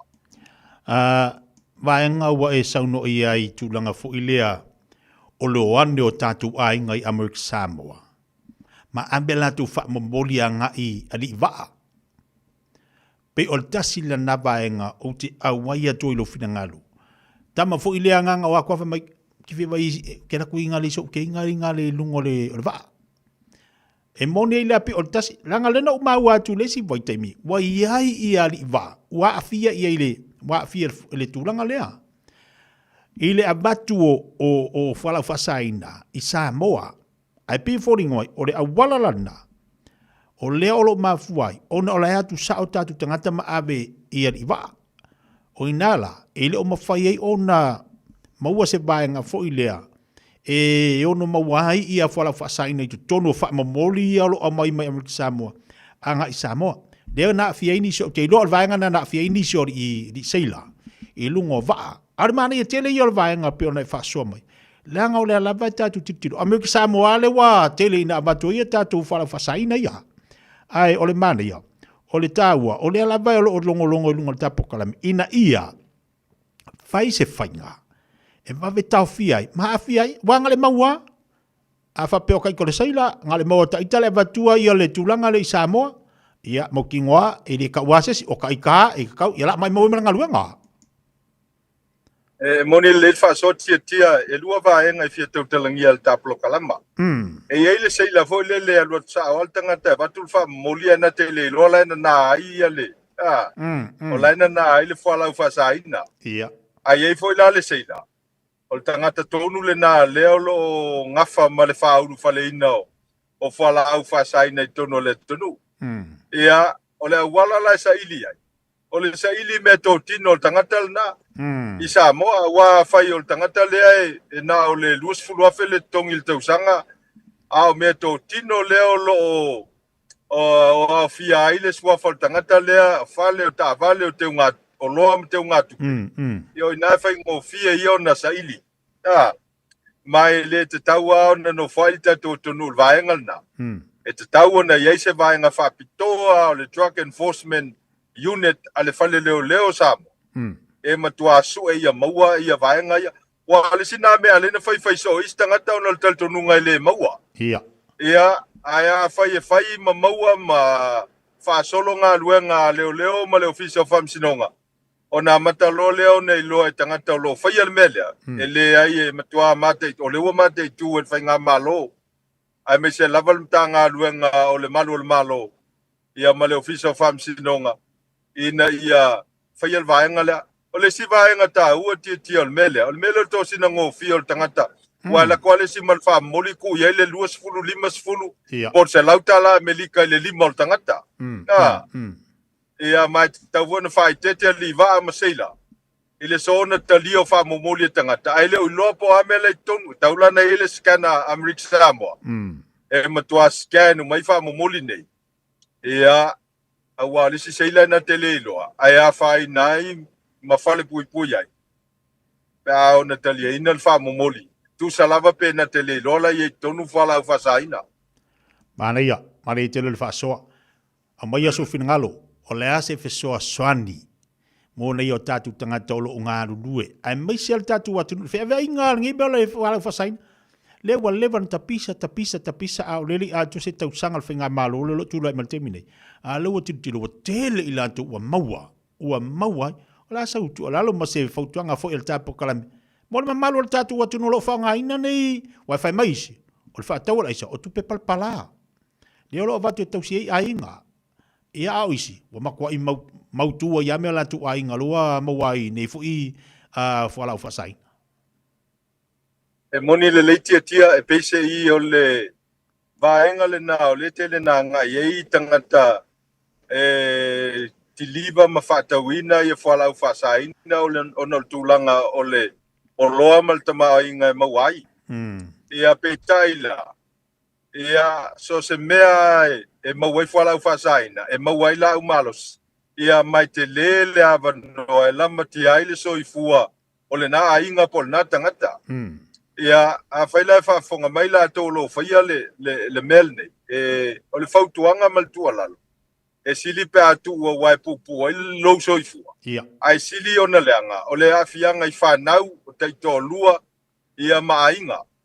ia mai o teiloa ia ele saunga le mu ia molto ainga wai te anga i o el to ese mal fal pui pui tuli tau sanga ia ai polonga ai lo ainga atoa ia ona e fai o le vainga lautele tangata ua mata ona fai maula i tangata nei ai o le la matia ai o soifua o whanau ia matangata o le ainga a wā fai o whalau whasaina le tongia e mawhai lau ne tuli e tangata ia sa o lato o vea whalau whasaina i tangata ne whatau a wā leo wā alu le whalau whasaina le o mai le tongi ia o le sila nai tu e tau na mata i tuin o le afia ai o le soifua ai me se lava i lato o lo fatino ina ia le whala au whasaina ia o tangata e taua ia i lato le tupe ia nai lo le soifua o tangata mai mawhai ona la matia ai soifua o tangata ia e mato kises wapena ine Amrik Samoa se tasi foi o talavou o se wo mamai se on tamai o mai lava le teimil nei ele maua ia le tino o siatali na afia foi i le manatu o tangata i whalau whasaina ia mai telefoi ia cases whapena i Amrik Samoa ia o le umol soifua tangata i le ulol mafuanga e PCI o lae e afia i whalau whasaina ia o le wingala na o le whamtalanga o te whaftai e le whainga malo ia malenga luenga le li pale mia mal kabineta i le tūlanga lea ua mawhai ai o na whatinoina ia suenga o le telomota malawa ia whioanga i Samoa ma ave tangata nei le toese ai whatino suenga o lo a whaina i whalau whasaina ia mai o le tato enforcement mal whamalo singa o le tūlafono le mata upu o whalau whasaina e te tau anu matua whamalo sia a whailo e o tātou i le mawa e o le whamalo singa o le vaenga lea i o na tui titia lo lea o le mata upu lea e o whaila i le ngā luenga o tangata whai ngā luenga le malo e te tau o na su e uma tangata whai la to drug test e o i tangata whai ngā luenga o le company tau o na whai se tū la whono i Samoa e drug test dai tangata i e whai ngā luenga i company tua e oe ia ma ia le system voi lele e mala malamai ia wala e whai ia drug test tia masani ona o whai me ia drug test tangata whai ngā luenga ia ele whai loa el tangata le mele la tupu e te ia wa lua ku whai su mai ka o se i whai le mele o le tangata tia e nau nei loa el drug test le mele la whai e makua su ele paipa ki voi lele alu e tau to lalo e matua ki le paipa e inu tulo ia ina ia tau ave ese ai ele malosi o le whalau whasaina loi tono le tino ia o le si tangata pe ai loa le la whai le suenga ia e oso ale mai lili voi lele mamna e mai tawa le whale mai ave ia whai se alo whanga ia le ua mai ia o le si tangata ia e manava male ngā luenga i le teimile na ona lai wona sila fia ia ua maua i mai le koe whai ngā luenga ai leo langa atoa ia o lona wingala a whai le suenga truck test whai ia sao ai ua le whai altoa ngā mea voi lele ke ala kuka urka ngaka usu mai kai aoe e whai lau truck test ioe a ua le mea lai e tuputulo wal whafonga le tonu ia ale faia le ngaluenga vo lele abel tangata tulo wale le faso I to tono no fanga vo lele e faia le urine sample ia me faia nga sau tangata ma le urine sample le tangata mo moli mai ke ele o ia yo naina oh io ia awa le vaenga le na o tangata su e nga ia le final drug test ia ele fa pela ka nga fa ka mu ia fa tau nu ia la tu la fona fa ia drug test ina ia mautino e maua tangata wata mai foi tangata lo fa ina fa la fa sa ina ia wala ina ia alo fia ai al final drug test ia mai tawana mate tu ina e vaenga le malolo ngafa ma le vaenga le ina ia mautino ia lo ka ko pui malu I vaenga e mafai ai ona maua I lato lo faia inga ia awangi ko e faia mana ia te lele whaasoa mana ia te walunga ina o tāpo kalame e te tau au na whai su enga mo I lato ai mai se voi leo mana ia le tūlanga pe ona iai ia le amata mea le malo amata mai tai wa amanuia tai o la amanuia fo ia le whainga malo ma tatu watunu atoa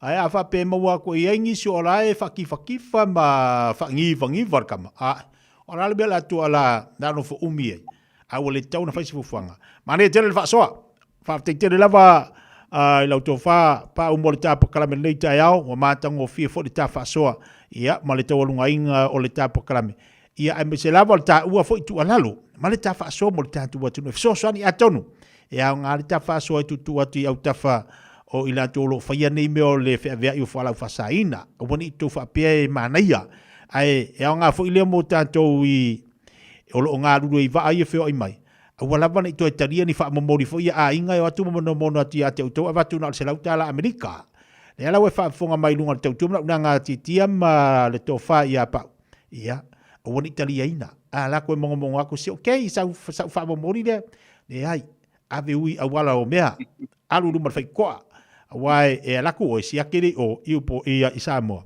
ia mo lo ngai ngā whasai ngai mai lo lo ngai ngai tau se o wainga ai o koe karia ioi o koe karia nga o koe ia o le ko kongi lo fisa e ale tatu ala lo lumba ia e moni le leia tia ia mor silfia tia vanel fa fonga le tonu e masani ona o walu New Zealand po Australia po America mai la vale le fale olo e masani no tu wa inga fo ia mfa moli o me moni ala o tele avel fa moli la to paule fo la lona le se masini I Samoa pe a fua to la le su e ia le ato se va ngal masini le pe e un fale tono no fanga e fatal tal el vale le io no tangole avel fa moli le ina ia scan le scanner le fa tasima mal tangata pe a fai ola sauni tua ia fale olo mo atunu fafo o inala e mauai la fa moli le po a me le ton okay ia ona pe ia ona fai to le fainga tai o mene o ainga pe mai mafamoli ia ole me moniala a fai al tangata te lo le tangata lo ainga masani le ai ia e fai ala lau fam sinonga ma lau fai unga ai a fai tangata te matua le loa ia le la fa pele o toinga se le ni fa pena ia fai tete wa e te le lopo el tangata le a o fo na tupu fa vita o le to su e mai e ke fiu e ko su e ke le ko maua ia a pangati ia nai o e pa ko se le ia ona mala ia malele fa tete vai nga fa pena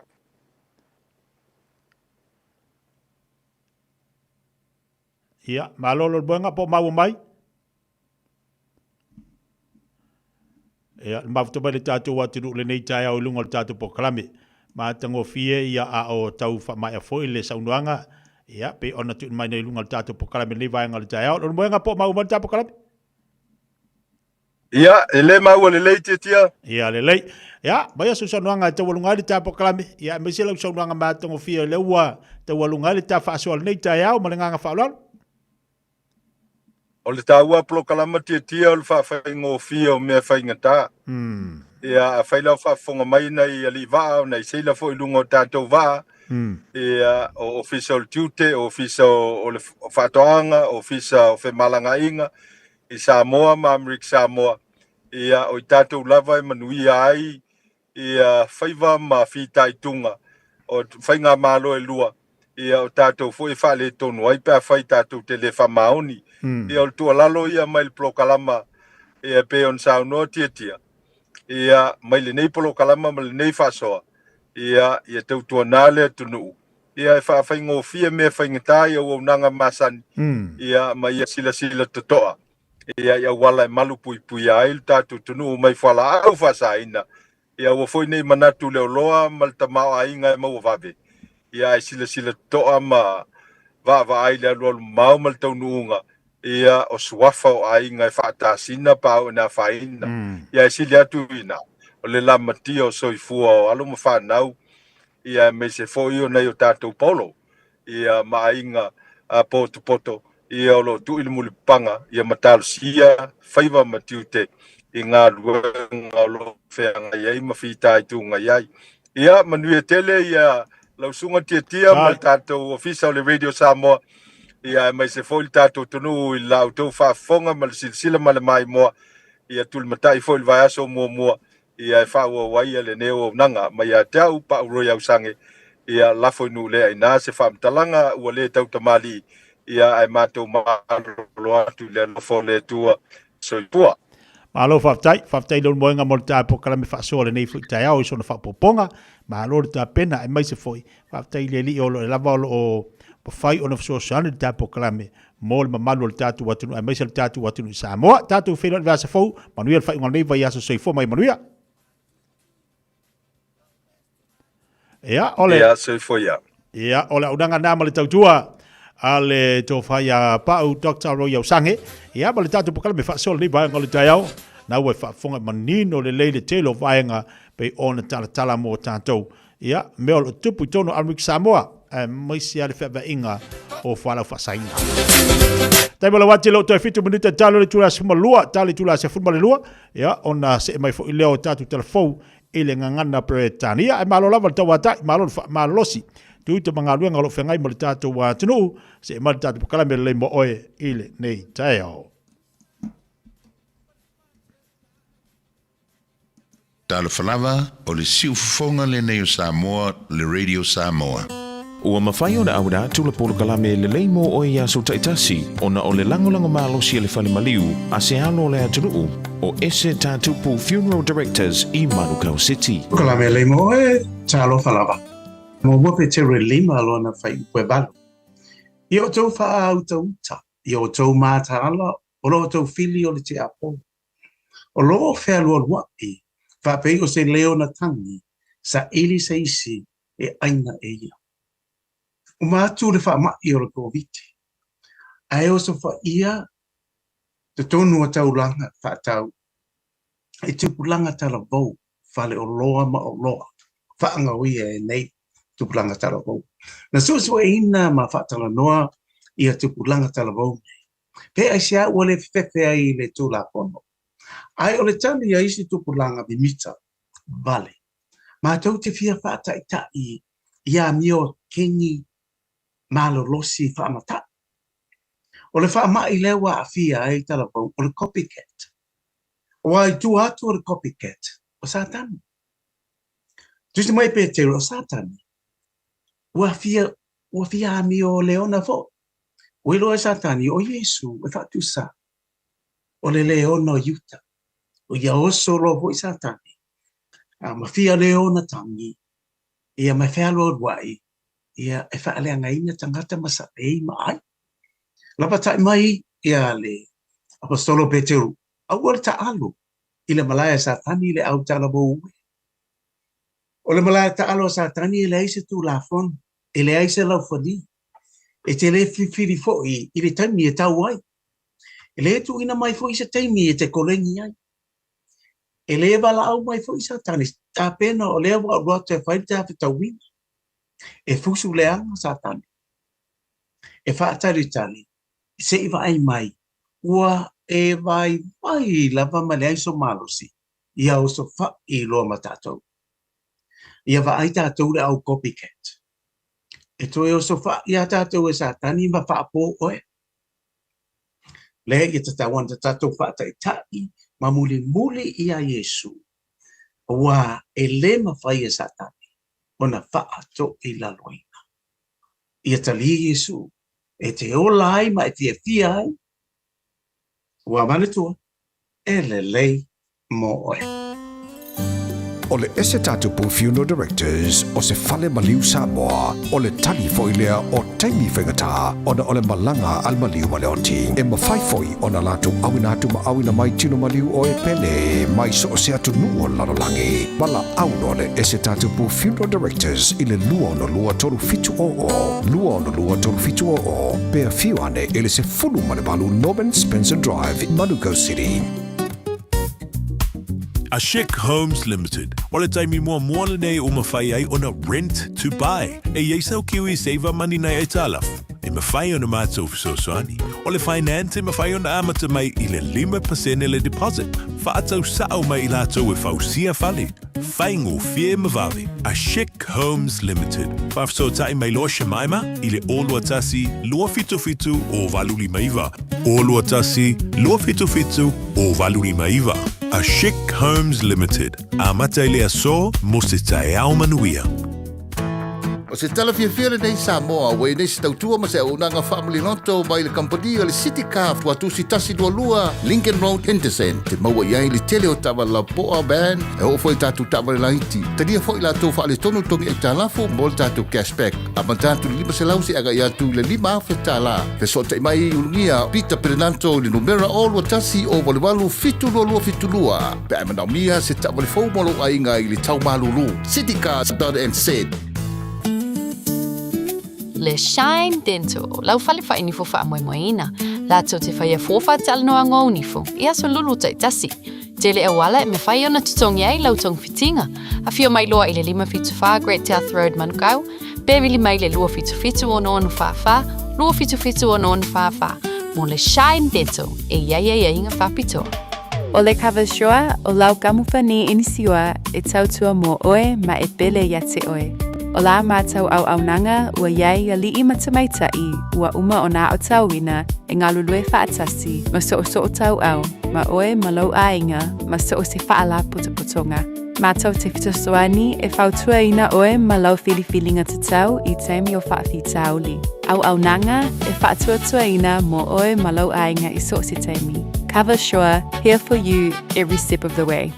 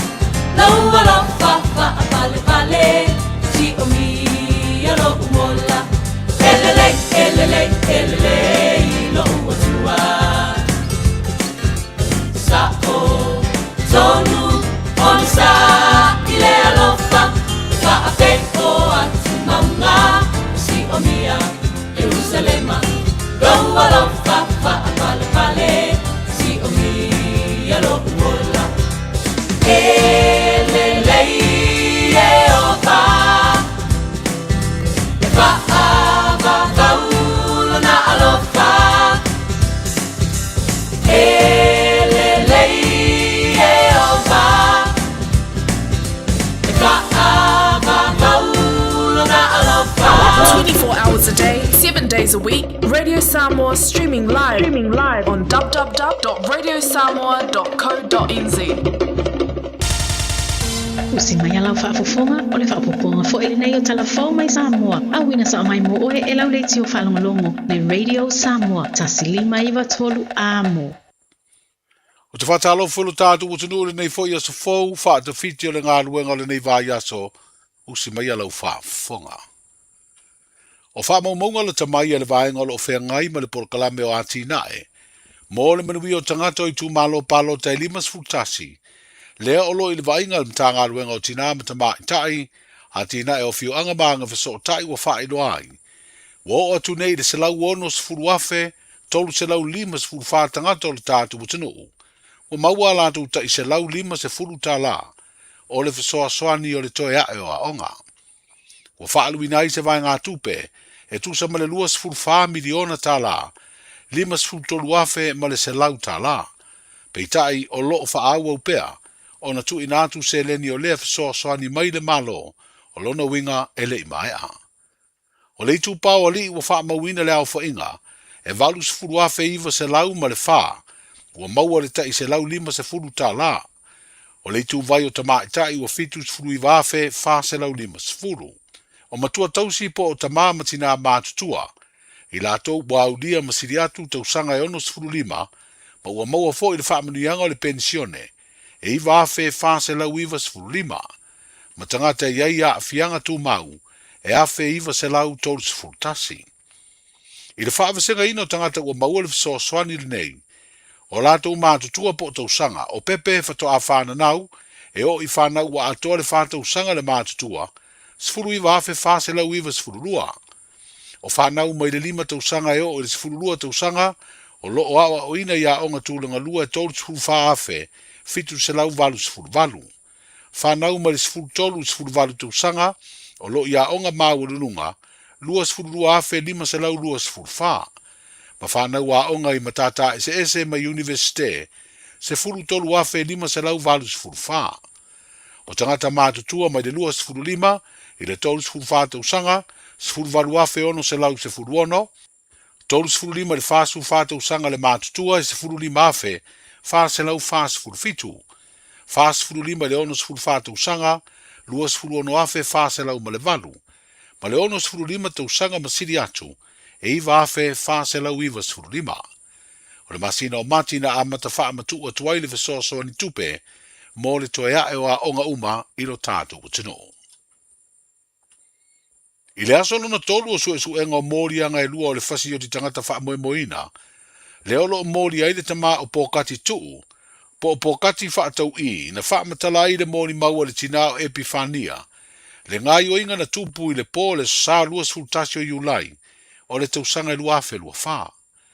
O le po lea na faa tino ai e le ua molia, le tama ua lata le ono sfulu tausanga o lona matua o pokati, o le toa lua mua leo epifania, ma o se ngai o inga na maliu ai la faele, o le tama na toe na nofo muri ane ai malea tina.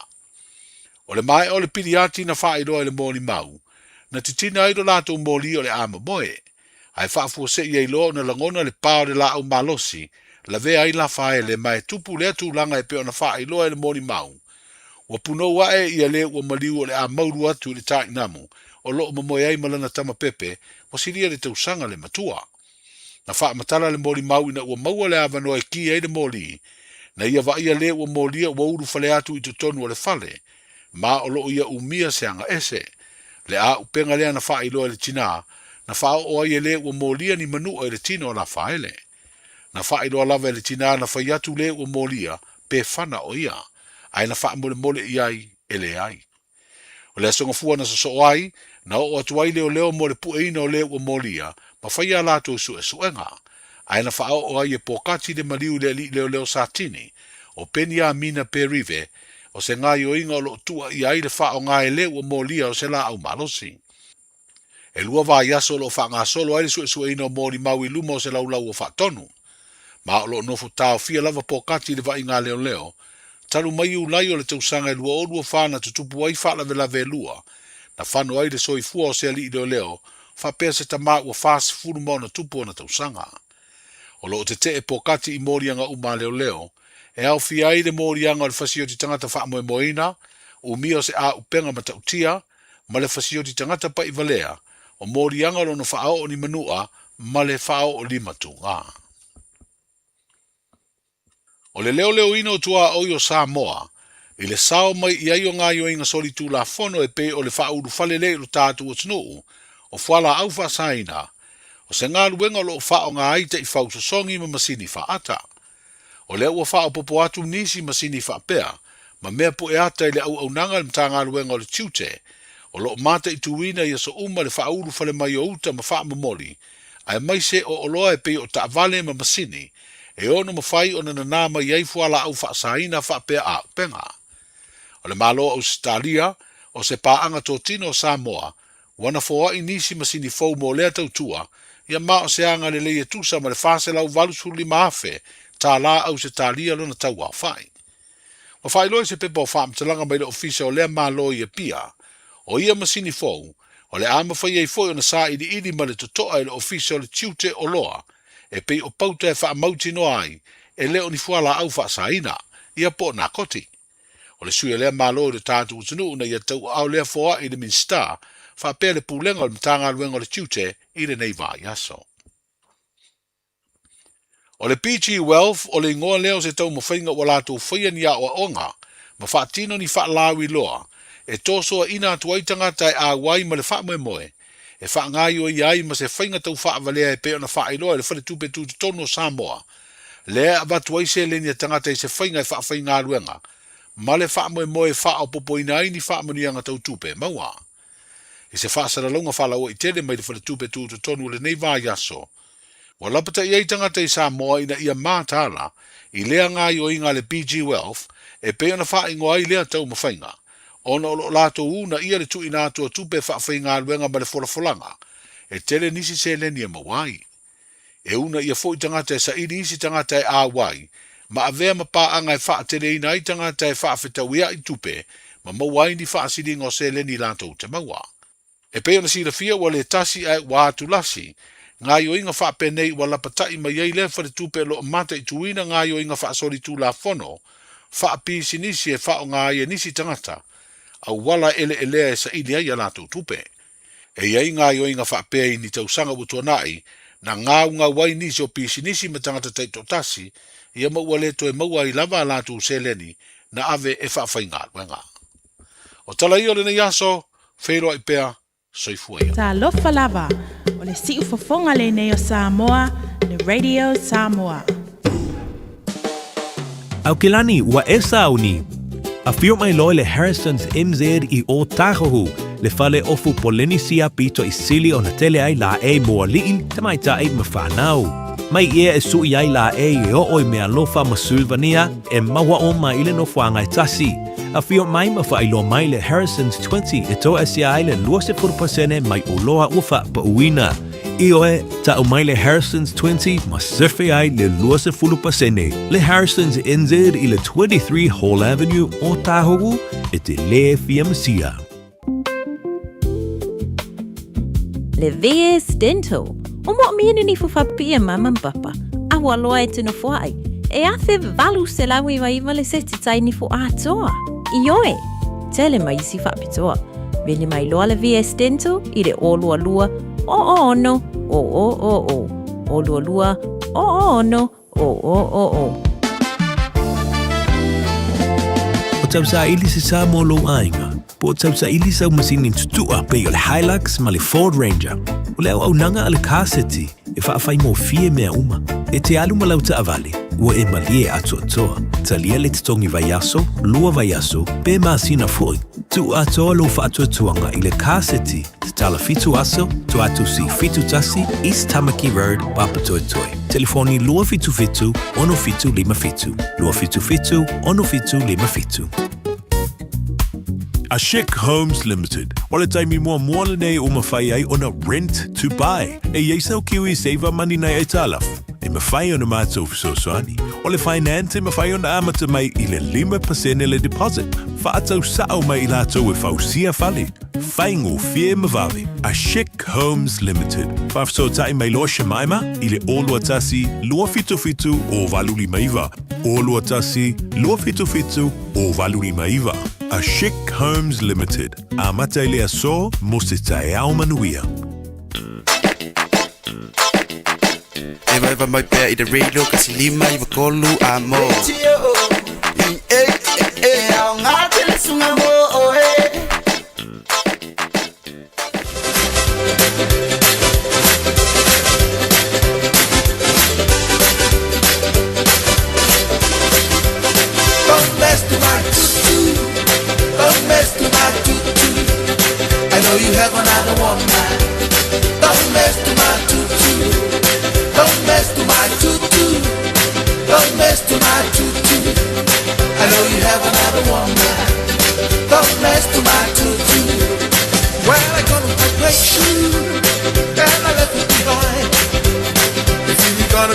pressure.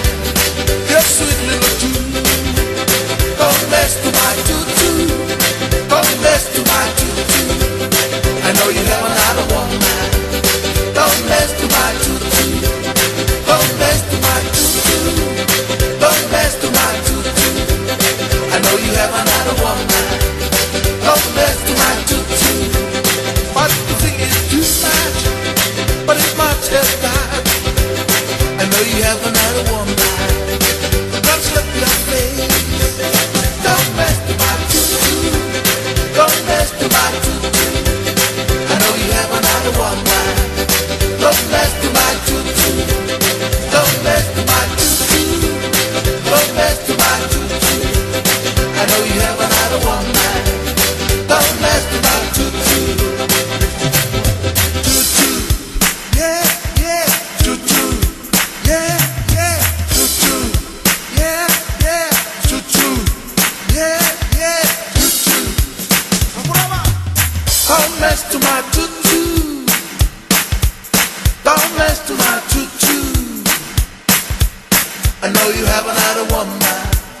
Don't mess to my tutu. Don't mess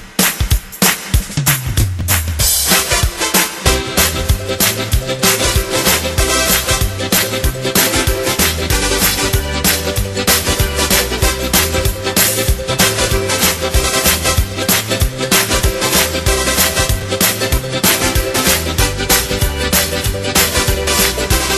my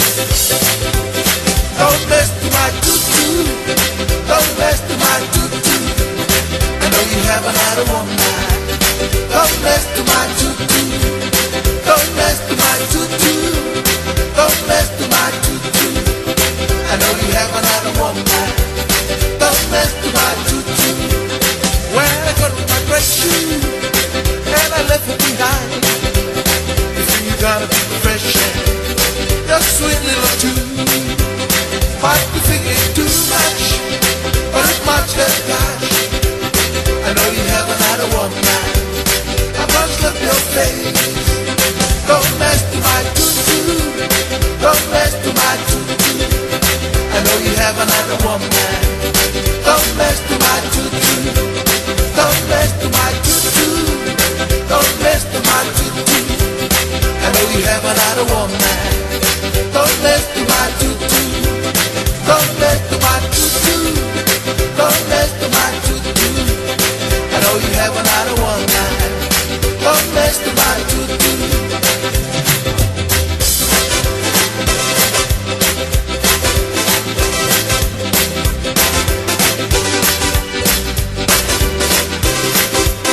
Tai bela wa te leo se fulma le whaami ruta leo te nei le tūla se fulma le lua i lunga le tautupa le uranga si whonga radio Samoa ta si lima vitolo a mo ia male nei fo i tūla le utātu au lia panga ia te luto telo le tātu wa telu i tomo whtanga vai inga malo longa ole nei fo i aso tofi umatu tātu tala mai Samoa kei lora whalangolongo ingi tātu tala ole me maari e se fiu pipu maari e ia ka kakukala ole mga lau tala fo i lea o le son tu la fono len tatu falongolongo ai tuai nei a pokati ioi alu ngala utala a fua ia ilanga o lena fa maonia a o ia le sa tangata valeina se tangata se tasi fo ior i malu le malo to fa o male malu se tasi fo tamali ai fai mai ale fai pula fai mai e te i molianga e te i molianga o le wingala utala a fa pe nei la o le ala le meanga mori e pa fa pe le te morianga ia tu lo wana i ainga o le fu tamari o tatu watu se o le be fo ile o la o mo li le so tu la fono ai fai le loia e te morianga a fa pe nei la fa tinga va tu la fa ting a fa pe no fa se to so tu la fono matuia o le alme la tapa i se loia la me la talo me la tolo ia lo tupe atale tu lo ta te ilumba o le famsinonga mata ioe i morianga ia pio le tala fo ile ia apil makaino ia ola tangi mai le ele afa pelo ta ita tu lo fa fonga le tu no o ta fa se so tu la fono matu ia o ta fa o lima se ta tangata o mai lo seifua abita ital famasinonga ai fa pe mat fam sinonga te mana se loia a o le sa le ta te ioia o ta itana faia awa tadi sa ore le ile fam sinonga de ai ke mang sa ke mang o se loia ai se a o te ioe ile mea ua molia ia maso se vaenga maso se vaenga fu ia le te iloa o ia o lena e molia oe ai le fa pe te iloa e moni mafa maoni lumo le sile fanga le tua o le alme la ka pepe loi fu le alme la ka aloi fu le atoli ni le alme la ta pai fu se loia le winga la tala fu ile fa pela na o se tamali le anga ye fu isi morianga o le fu tatu te iloa ai wo a fai loia o tama fai te le tutangi ia te e atu ile mata upu ta te ufu ta ita ia ha le sila fanga le sila fanga le manga kua ilo le au ngau ile wari ile ngoe kau kale au fa le ngau le wari inga kau kale au fa ule seri ile wala kele baba ai po ile sau mai uta sau mai tai ai lo ule seri e kale au fa nga fa afu war ka ngola au fa vai mai o sau ses vai uka wala ula ka ma le ses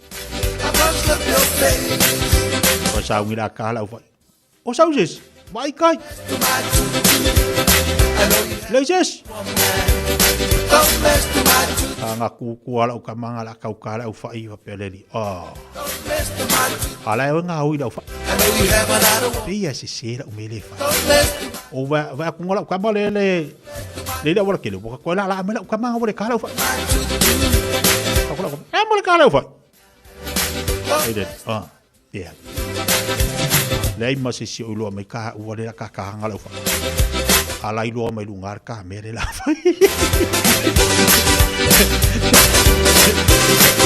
le ai se si kai le ai se si yuka aya la hilo ma dunga me ta tu te faia elo ilo se si o nga faia le so tu la fon ala ilo dunga a ilo ala ilo oi ali me la popoli ora ta tala fu ilia i tatu do le mi tonu e tonu tatu faia ili fa pe o faia tu o ta ita wa mi tonu a pio fa salanga fa pe ai me se amo mo me fu e tatu te tu mo fam sinonga mai o te e ai le me au ka ikanga faia kwai fo manga yo le aso sulu manga i malela awale ngali ate ole tau tuwa ranga sunga tongsi ole meka kasa o ngalue pele nei aso faisi pisi ole tatu falta vale tatu fa bitol o alu pe te 5 ili fai su ainga ai pe ua fai fo su ainga fa tau lau ta vale ina tatu o meka kas maua lau lima selau tala tu sa o atu lava ia te oi anga sa o pepa wa ioe o kei mai saingi yo mai fa tasi al ta vale ma lima selau tala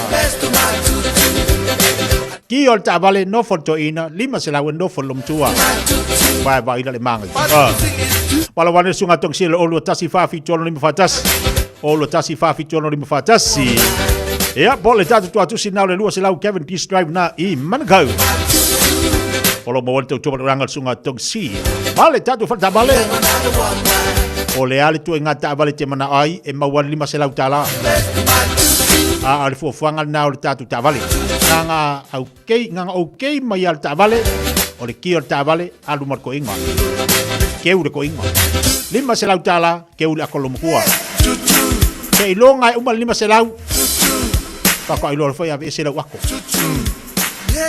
ale lo se lima selau ia fai si lo ne fai Luas full minuto lo nei ia lei tu la se fu vale lua tatu tali wa tini so tatu fa fianga fi filo ne fu taiao ma fu tomale tanto wa tino malo la pala sai malo le fa malo lo si ngalu ngale ole le fai mai si pa anga le a fa fe la pa fa pe ke wa saude lima se lau e ye lima liwa oi la me la nga mali wa ole ave fai de vari lo ko awa ku nga mali ko kolo le aso ke wol mari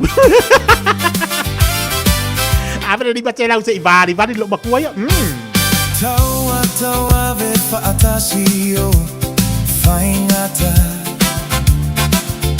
fa galone oi fatalo batu so se after ngati ti ki tiona brother Alofa te lea tu mo e maria ngā luenga lenga te fuilea le vionga pestasio.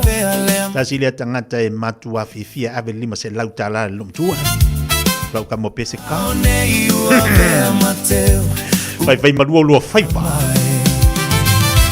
Ama vai o timunga uolangi lelei te aese le pongisa na ilua mea uma oni aso lelei o aso ua masei fai le tonu e iloa i le moni o lo alofa.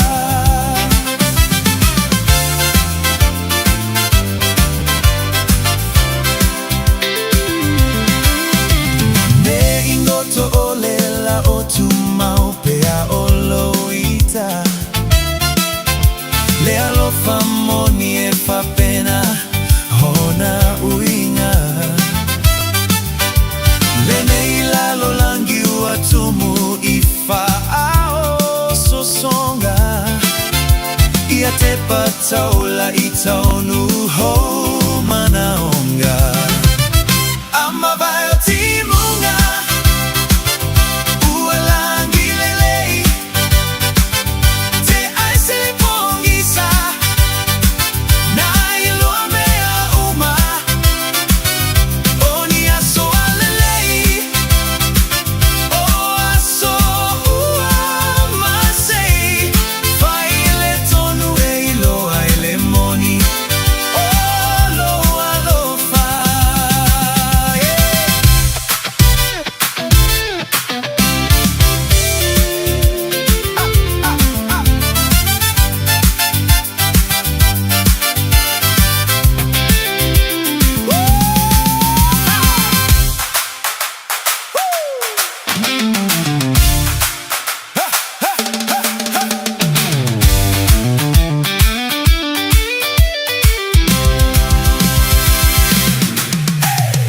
After the rain, yeah, the sun gon' shine. Hold your head, better days in time. Even when it feels like you're losing your way, just breathe. It'll all be okay. Ama vai o timunga, ma vai timunga. Ualangi lelei, te aise le pongisa, iloa mea uma, aso alelei, o aso ua masei, iloa ele moni, o lo alofa.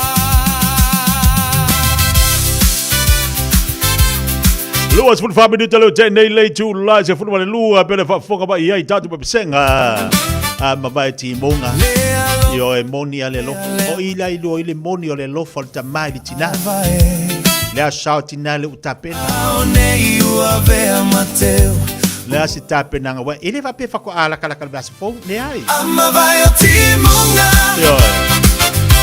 ualangi lelei te aise le pongisa na ilua mea uma oni aso alelei o aso ua masei fai le tonu e iloa i le moni Moni ole lofa.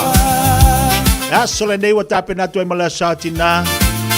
Ia ilo ile moni o lo lofa mal fa tau se me tau ngata tu ile a o lo mutua. Yo. Yang ol vai kemi wa kiren ka ko vai se vai. Ima wa se vai le ka ilima se fulu ka yongo se fulu. Mai ka ko ka kele. Iris kam karanga. Yang ka ko ave se fale ainga mo fast food ka la fa valu e fanga si do makua. Ese ka ka nga mea. Bong yo lo walofa. Fa ka se me alofa manga ya. Ile kama fu ile ke lo ke va ai ai. Ile tina ile a ole a inga ya so uma. Ke lo la oi. Fa lang fifi di aulo. Fa sang fifi di alu wanga ile lua mama fa ipoi. O ko fa ka wosi si mama. Wala bala nga mama fa ipoi longa lima. Fa ka sang fifi di aulo. whakau mangiang kau karinga au.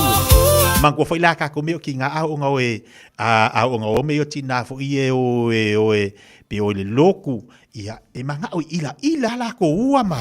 Pena ngau whako e whani whiri. Pe oe ka avale, i manga oe ila. Ka ma fo ila le pe ku mai o le whalo desi ai ngai, manga oe jasu sura kule la alai whi ila fi mai. Wela ila. Ia, whaangala i se koru afe ngale, whakau se whiri au lo makua. Oe koe wari ngā, fōri ngā. La mai mawo fōni ngalo. Ia te patola I tonu ho manaonga. La mai mawo Florence. Mai mawo le box le vali. Au le vali a. Au a ngai alu au de lele ngā wa mai le li. Ai o le tu alalo na mo tatou tamata ma fa kau se mea kaunka. Kau se mea kaunka.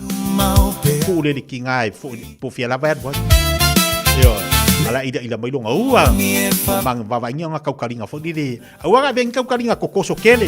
La kekede ida lo karinga lo makua. Inka mafange pingi kama ipinge fo ngai. Pa ida pe ya fa ko a kalabo. O sapu a fiku limba.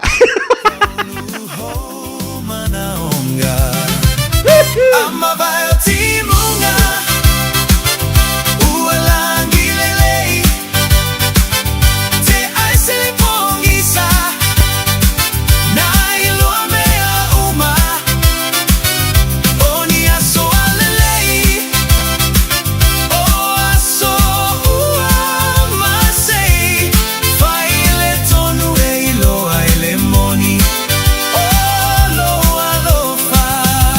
Luas fulbal minuto lo channel jula se fulbal lua fa fiafia si fifi loi mole mamalo tatu atunu ai mai se tatu umala valo fenga tu te manga luenga le yaso la pa angale mai vai boso tal sangai dal pese lo po ngawalak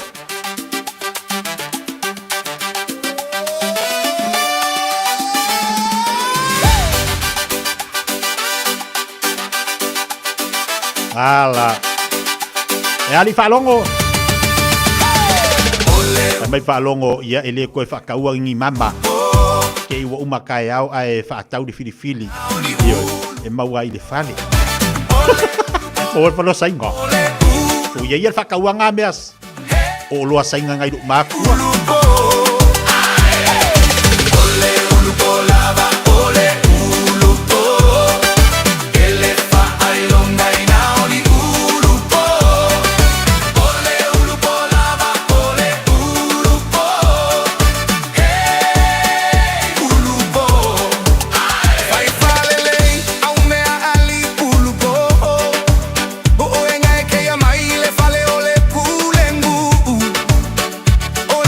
Kala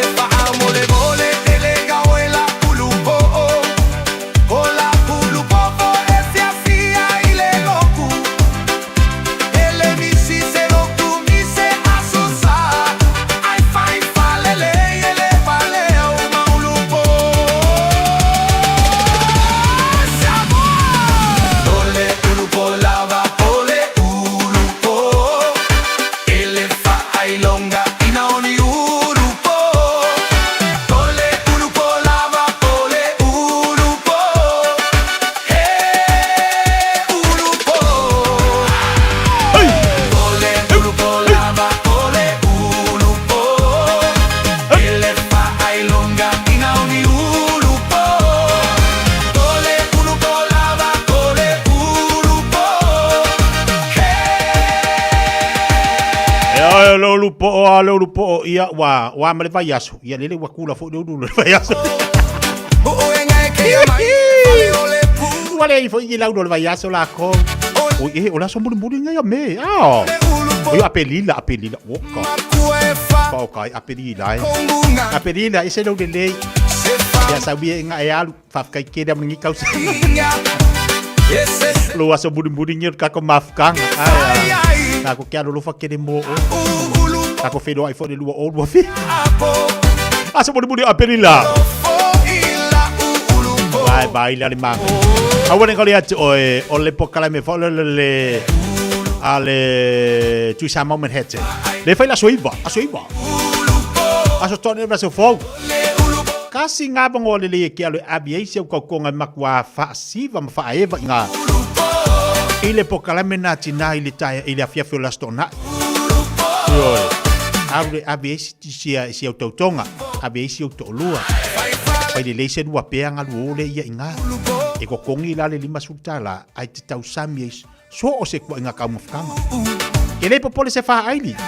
E live le fa aili tu sa ma we fa Fiafia oe. Live le fa aili tu sa ma we fa Fiafia nai oe. Ile pole sto nai. Pai le leise dua pea wangi ke olu ko fai po. Ke wa fa ilonga. Pa pe Samoa mal fantu yalis. E fa ilonga fu ile po ia le unga ia manga ia le ofu. Wa baila. E bo konga ka mama. Pai de se dua pe manga. Ya. Ya fa adwo si ko se la kala. Alo de dua pe ngai manga ya. Ya fa mala tu fu do la satina bolito sa. Ola ne emisier po kala menal tu sa moment heten ile pola stona it was fo. Ile kai wa ka ko ile lima fu kala si makua. Ka o mo luai ngoa o rua le o e kama e yango. Ni wale si me kilo pole fu me silinga o mangkusi ya luai ngoa. Ia matua i lua Fiafia i le pola sko nga ia sa fa ka lo ko lo makua. Lo foi or ko inga fa ngolongo ala si fa lo makua si fa le nganga.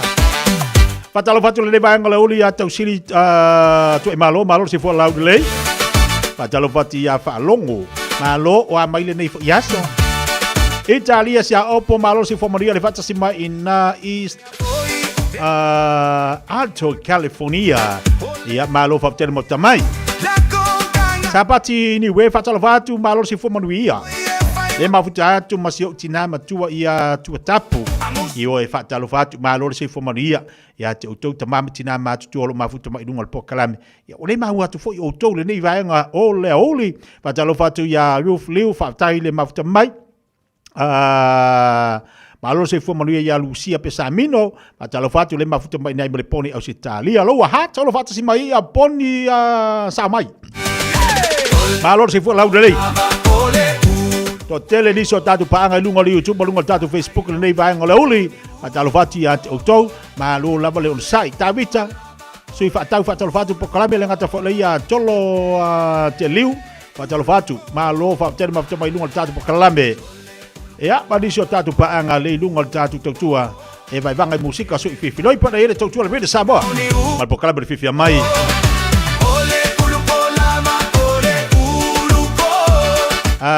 Fa longo fa mai petanga ia se pea ile polea pe se vedi. Pule a lua. Pule a lua pe fa se vedi lo makua fa malango fi makayo. Fa kwa susu ai olang vedi.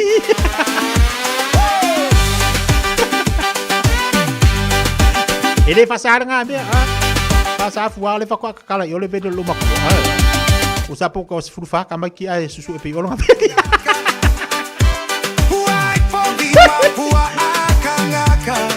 Fatalo fatu eu te repena, fatalo fatu le fatu semai nuri Amerika Samoa.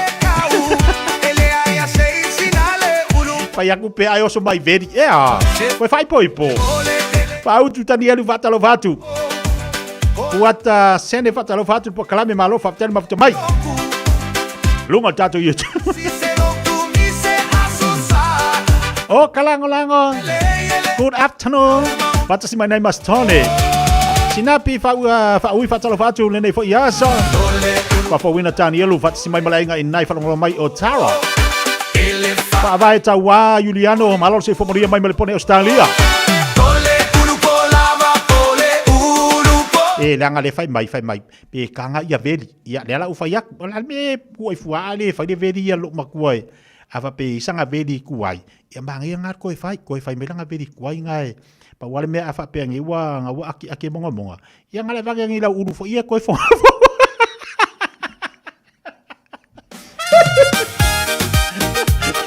ava pe wale va nga aki monga ngale va ia le la uru le va ngai koi fo ngar kai ngat e mau de le la u a si de fai or ke un ngale be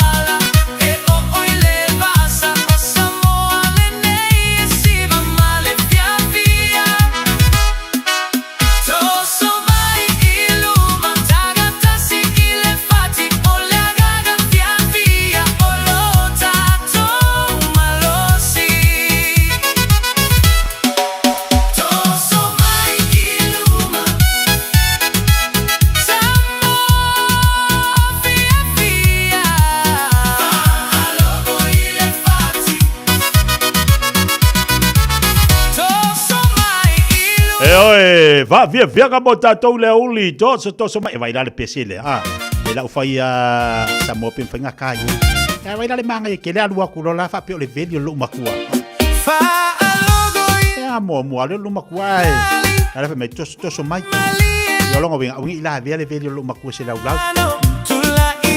ke fu wala be se vai osis yang al mereka ko e vai ku lo le lo makua wa le mai de video lo makua ke le wa ku fa pe ke wa masai e masaya mafayangas ko ngongor nga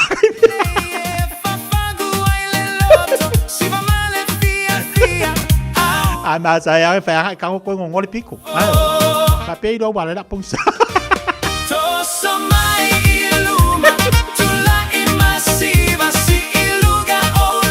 ba le ya sulu male la le ya oli pa talo fatu so ya pelamo e ale sa mata talong wa mem si singa wa mem mafsa Wal talong ali al sungo ya pelamo o Samoa. Leva telefoni na ta alwa ile sunga ya pelamo. Ora na uso wale mai sala kapi. Ai si wa me mafaya. Na vela I fa wale mai tulanga talonga. Le uso ya pelamo na ngata I Samoa. Malo si disi ya ni mo se pine. Ole si ya malo si ade se pinga ngamba.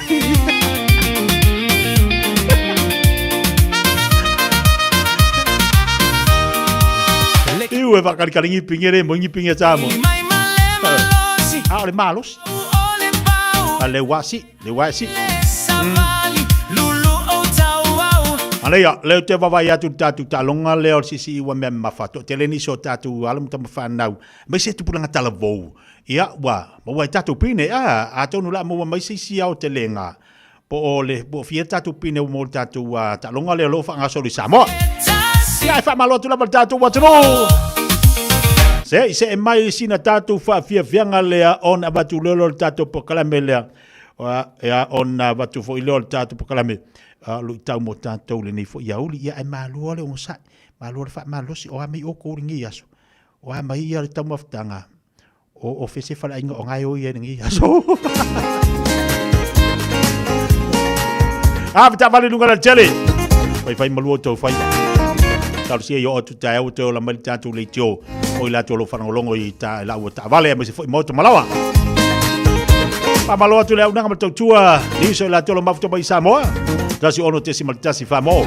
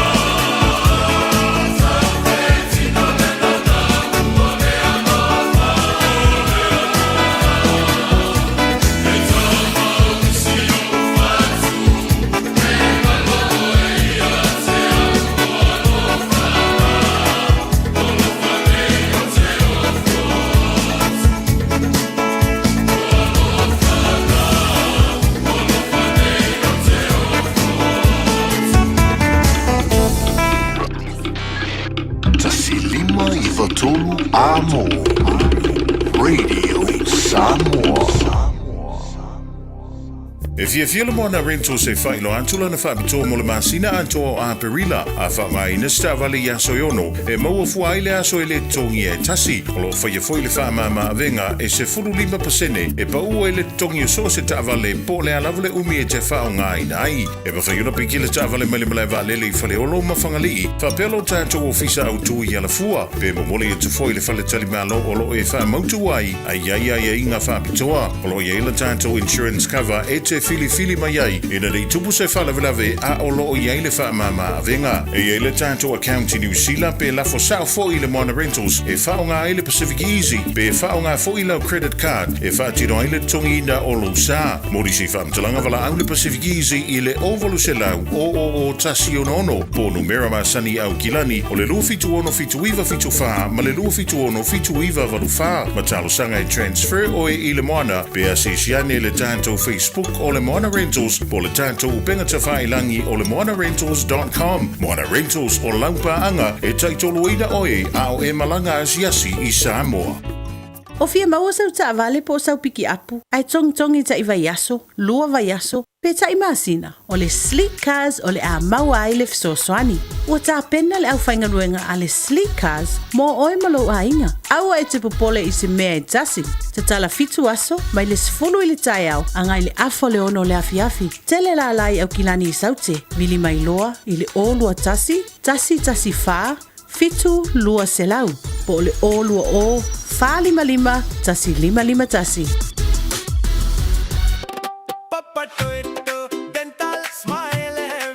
O ti ngana uniform, whawawe nei loi le Papa Toe Toe Dental, ma whaongalau Community Services Card, e se iai lau nifo i le nao le fase fulu tā la. E whaia foi nifo auroi wha ai ila ai lau smile. Susu mai pe wala au mai i le Papa Toe Toe Dental i le lua fitu valu whabalu tolu o le tua tusi tolu fitu 5 Great South Road, Papa Toe Toe. Papa Toe Toe Dental, smile every day.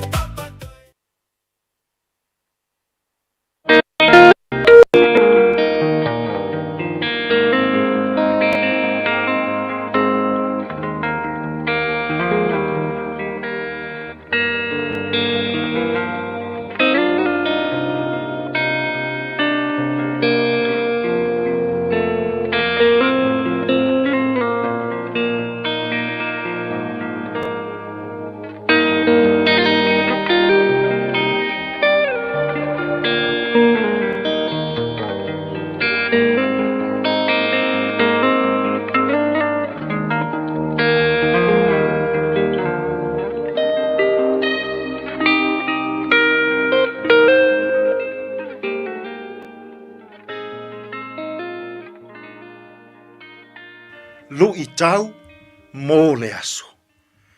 Aua le ola whaailonga tangata. Do not show favoritism. Ia kopo lona mata upu e lua, a o lona foi upu mua. O soe. Aua tau te whaailonga tangata, i lo o tau tā ofi le whaatua. I lo tātou ali i mamalu o Yesu Keriso. Aua leola whaailonga tangata.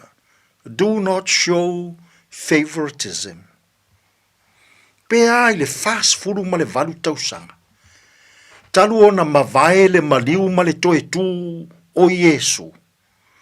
Na tūsia ai e Iakopo le uso o Yesu. Lana tusi le nei. Mō tangata whaatua uma ua i totonu o le e kāle sia pa ia a lea tua. O ana ia aonga, i le tu a i ngā o langa mo'omia, e tatau o na ola ai le tangata, ua i totonu o le e kāle sia. O le whe auta ua o loo momoli mai e Iakopo i lana tusi. O lana lui i so se tangata whaatua. A whai o ia o le tangata whaatua. E tatau o na atangia i le o langa o le tangata i aso taitas. Lona whaatuatuanga.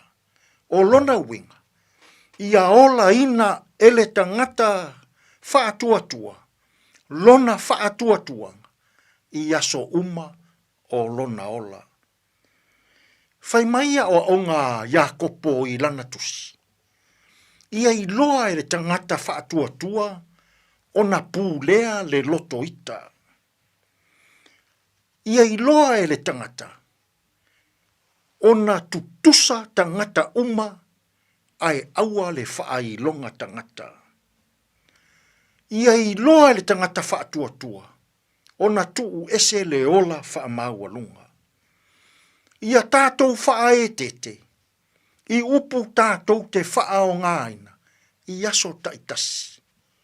Awa o upu matala, e manu ai, le loto malea nganga o lea isi tangata. Whai mai Iakopo, ia tātou whaao ngāina I aso uma, upu lelei, upu maru, upu e whaatupu I nai, le nofo fi le mū o tangata. Mana ia na ia o ngā Paulo, a Iakopo, I lana tusi le nei, mō tangata whaatuatua, I le vai tau, o le tau tupu wae, o le whaatuatuanga, whaakerisiano, I totonu o e kālesia. Whai mai Iakopo, e tatau I le tangata whaatuatua, o na ola ina lona whaatuatuanga, I le atua, I aso taitasi. O se lu I tau tā ua tele le nei, mō Samoa, I le nei fo I vai tau. Aua e te ola whaailonga tangata. Ia tutusa tangata uma, I la tātou vaai. Ma ia whaalia I o tātou wolanga, lo tātou whaatuatuanga, I lea tua soifua. Samoa, whai mai Iakopo I lana tusi. Ia e ola loto whaamangalo. Ia e ola loto alofa. Ia e ola loto mama. Ia e ola loto maua lalo. Ma ia e ola I le loto elelei. Ia e iloa o na ono sai. Ia e iloa o na pūlea leita. Ia e iloa o na whaapalepale. Ia e iloa o na ola loto maulalo. Samoa, I le nei fo iaso. Ai a pe a sei e tā ofi mauia, mea le lei I lo whaatuatuanga. E mana o Iakopo, ia e olaina, lo whaatuatua I le atua, I aso uma o lo wola. O lona winga, a whai o le mana o lea o Iakopo, e tatau la o na tātou wola loto whaamangalo I aso uma. E tatau o na tātou wola loto mama. E tatau o na tātou wola loto alofa. Ai aua tātou te whaailonga tangata. Tātou te tāru. Lea tua mamanai. A oa o mai I mātou, I le leanga o le ola whaailonga tangata. A ia tutusa tangata uma, I la mātou vaai. Ia mātou wolaina, lo mātou whaatuatua, I aso uma o lo mātou wola.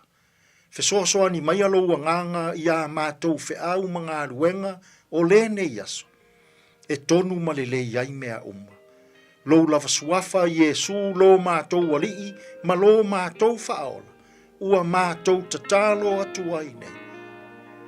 Amene.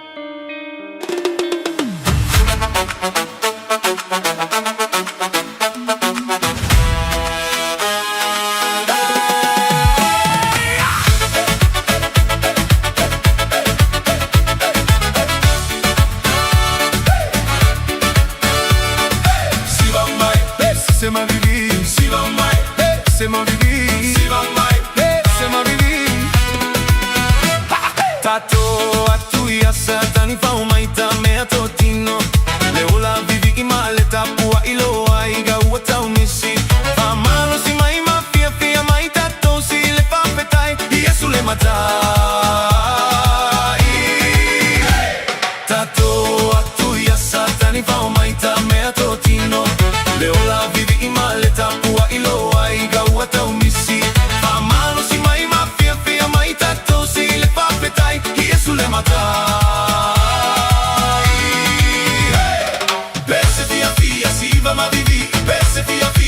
siva ma vivi.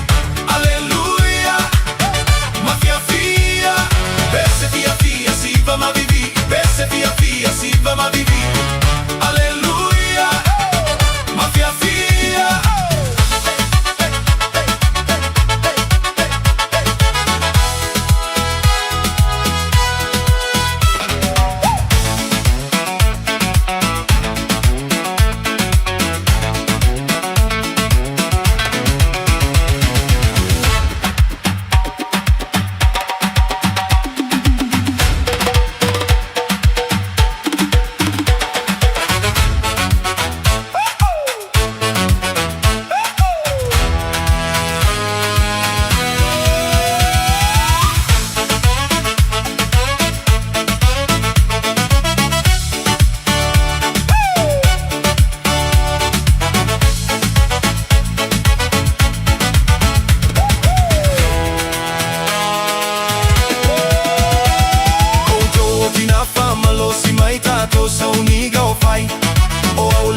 Fiafia vivi ia o oe Fiafia moe ini.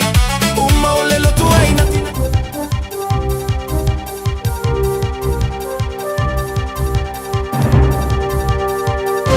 In this update, the Labour leader is signalling he's open to discussions about potentially means testing superannuation. Labour's calling for the super age to remain at 65. Government briefings suggest keeping the age the same would mean more spending. Chris Hipkins says he doesn't back full means testing, but says there are questions about whether someone working full-time on a six-figure salary should get the pension. I'm open to a conversation about that, but I think it has to be done in a constructive bipartisan way. Hope's Christchurch City Council considers the thousands forced out of their homes before rebuilding on quake-damaged land. A report's identified more than 12 hectares of land across 11 eastern parts of the city suitable for building. The land's surface instability, flood risk and liquefaction meant it was written off. Avon Otakaro, a network manager, Hayley Gouletter, says the plans had been about regenerating recreation and green space, not housing. If that land is sold off and then heavily redeveloped to build on it, then that would be a really big disappointment and a letdown to all those people that had to leave their homes. A Christchurch man's been charged with stealing fuel valued at more than $4,500. A 37-year-old man appeared in Christchurch District Court yesterday, facing 43 charges stemming from 23 separate petrol drive-offs. Police say the man made a lot of effort to cover his tracks by using stolen number plates. None of the fuel was recovered. A cancer survivor believes New Zealand lacks the political will to make the most of resources it already has. The Cancer Society is urging MPs to unite on a plan to tackle certain cancers. It's calling for more cervical and lung cancer screening and to lower the bowel cancer screening age. Jen Jewell survived cervical cancer.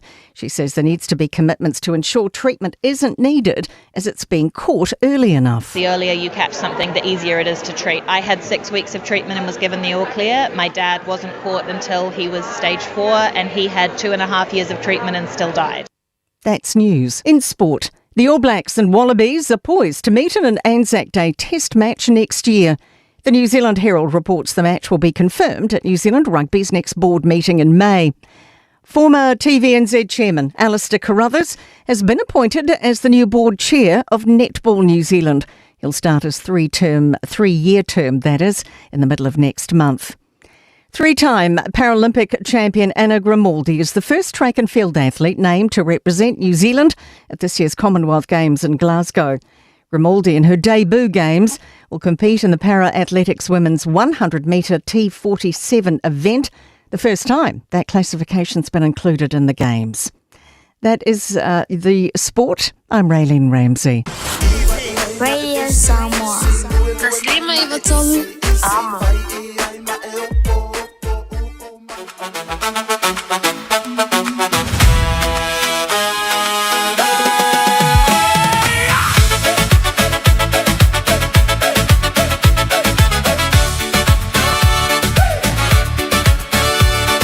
Siva Mai, Siva Vivi, Siva Mai, Siva Vivi. Tato atuia satani fa umaita me atotino. Le ola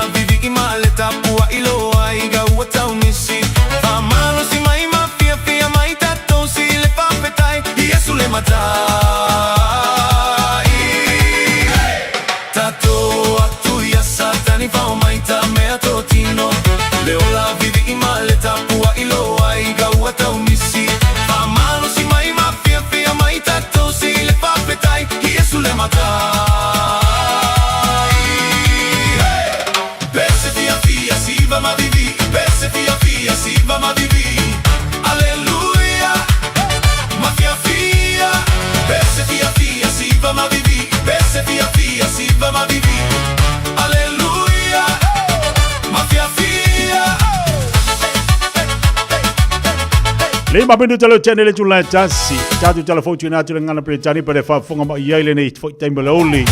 Ele ngata fo ile au tatu po kala tau mo oe pe one fa fonga e fa mas au na me fe pe le tua. Ia le li mo wala no te fa fonga mo fa ngolongo ai le fionga le li. Fa ile le ma fa mas au mo tatu le tatu fo lango mo tatu saplinga. Ai mai se au tau o fe ngai ma tatu le aso mo le aso. Le ia se me fenga tai le tua. A o mai ti ngā ma popo ngā ma me tutu pole aso ai a pipi i a tātou i le li eisi mela a tātou popole pe atu atu wale fua pau ole mea a o mai popo ngā o mai lu tau o a mai whingatā i a lai tātou te pi i le tua simpo a me uma whai ngō fia me uma eisi mela a tau ma mawhai fua se a venga le tau a vei le aso ma le aso o an mea te tātou i le li so ni mailo na nga ia mo luta tonu mo fa to tua e saunia le tua me malava mo oi se bel fa malo mo fa talo fati ni so tatu paanga to tele ni so la to le ma futa mai lungo tatu po kalame fa talo fati ya misi luki potasi fa tele ma futa mai le fatasi mai na ma futatu ma le ya tawarsa fata ali ya tawarsa pongi ya inai mangele ma le ya fa le sungsungu e seki al papa kiwa kama fa talo fati e moni Fayomo Samuel fatalofatu le nei vai ngaleuli le ngata fo ilea fa malo atu i al proclame ia Selina fatalofatu Selina fafteli maftamai eterei fatalofatu le nei vai ngaleaso atalili le sana fatasima na i fanga imai Amerika Samoa sene jara lo fatasima lunga tatu tutua ina le ngaluenga ia malusi ya Chris fa pefo ya Kimi o lusi ya Lofa manu ia fo le nei yazo fatalofatu ya Suli tu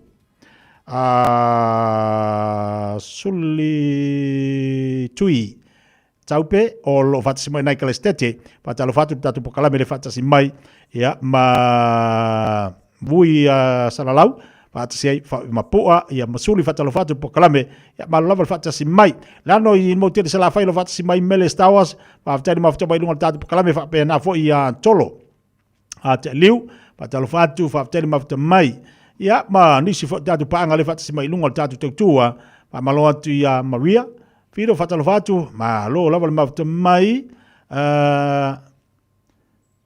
akenese fatalo fatu akenese ya e vai vanga lava le vai ngaleso fenga tatu watu i tutu manga luenga tatono lo manuia le yaso le fu tatu o mali tula murmuli le tula murmuli le tatu pokalame fa malo atu na ya tatu paanga malava ya mai se na tatu tamam tira matua lo mafuta bai moto malawa Felice Mikaele fa fifianga mo tantou le nei fo yauli ia mana tolo solonga le manu ia fai valo flima tali watu le tunu le amtani o tutu bangalunga toe balu minuto te ele tula tasi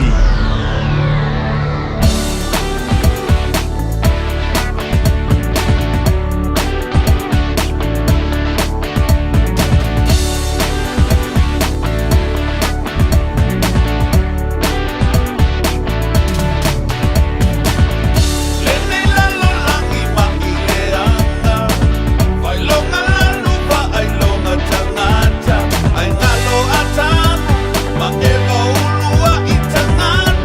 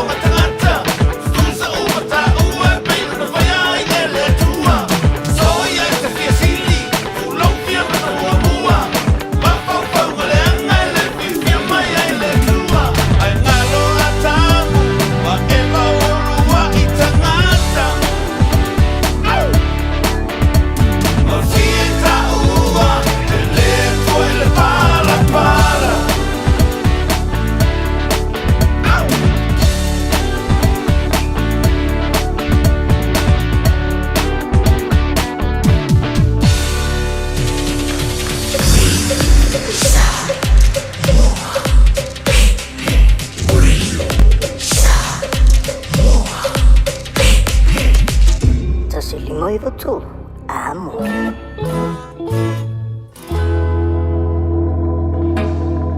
Ata mai le teine I la mātou folengi O tofu mātou ma le salu I le aua la tele E whapei o ano Ua pulumu o le mea e sei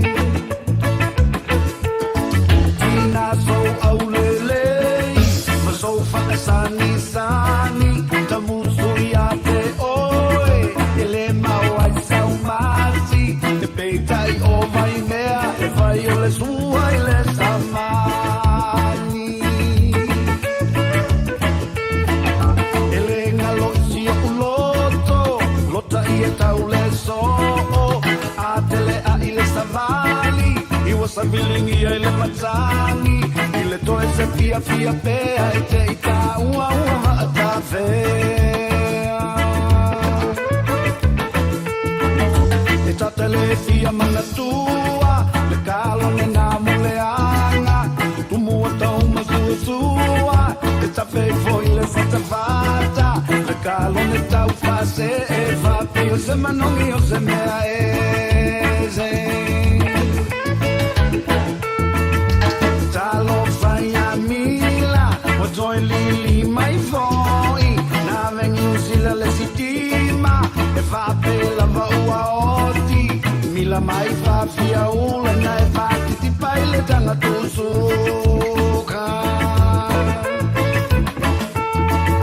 I leo leo se le pauia Lo suzu I papalangi Ao I la kiute Ke sai toa lua I le vasi O la utu a fana fana E so a zolo I le lava Kaisa mai lau masa Sola la visi a mani O vea au fola folanga O le nei la mai kakali E se dia lota pau pau I le malu mai O le tai tai au Kele keng ele keng keng Kele kele keng ele Keng kele keng keng keng Kemi kele la keng keng Mi le me kele la ki kele la kele la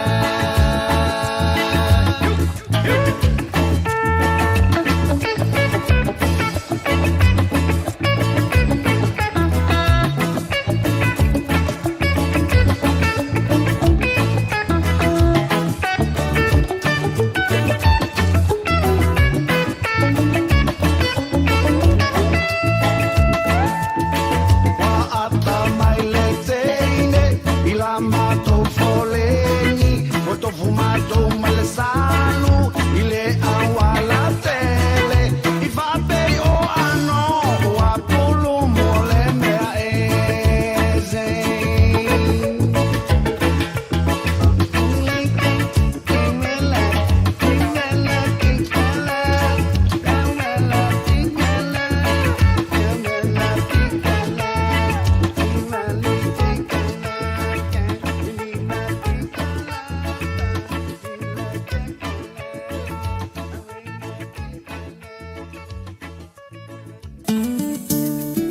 Le Shine Dental, lau fale fa ini fo fa moe moeina.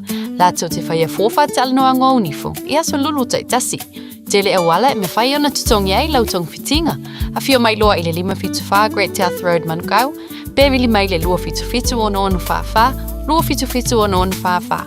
Mo Le Shine Dental. E ia inga fa pito. O se tala Fiafia nei Samoa, wei nei se tautua ma se aunanga family noto mai le company o le City Car tua tusi tasi dua lua Lincoln Road Henderson. Te maua iai le tele o tawa la poa ban e o foi tatu tawa le laiti. Tania foi la tau fa le tonu tongi e talafo mo le tatu cashback. A mantatu lima se lausi aga ia tu le 5 fe tala. Fe so te mai ulungia Peter Pernanto le numera o lua tasi o walewalu fitu lua. Pe ai manaumia se tawa le fau molo ainga i le tau malulu. City Car done and said. O e fufu e whaatau ese lo fale. E te manao sta ngate whaanongo ia oe, tau tua mo oe, ma malama i laungangana. Vala au mai loa le malu mawhatau Bob le malu. I le olua lua, tolu ono o, 5 lua iwa pitu. Olua lua, tolu ono o, 5 lua iwa pitu. Radio Samoa. Taslima iwatolu amo.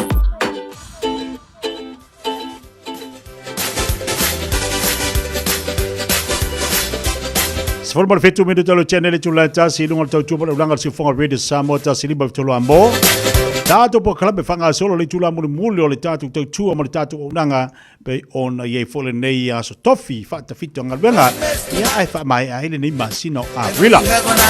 Ol antali mai ni sino tato fa silanga tato se mai tato fa silanga le o tau mai lungal tato po kala ya tau fo na fa fonga le tato wa tno. Awone ngalo tato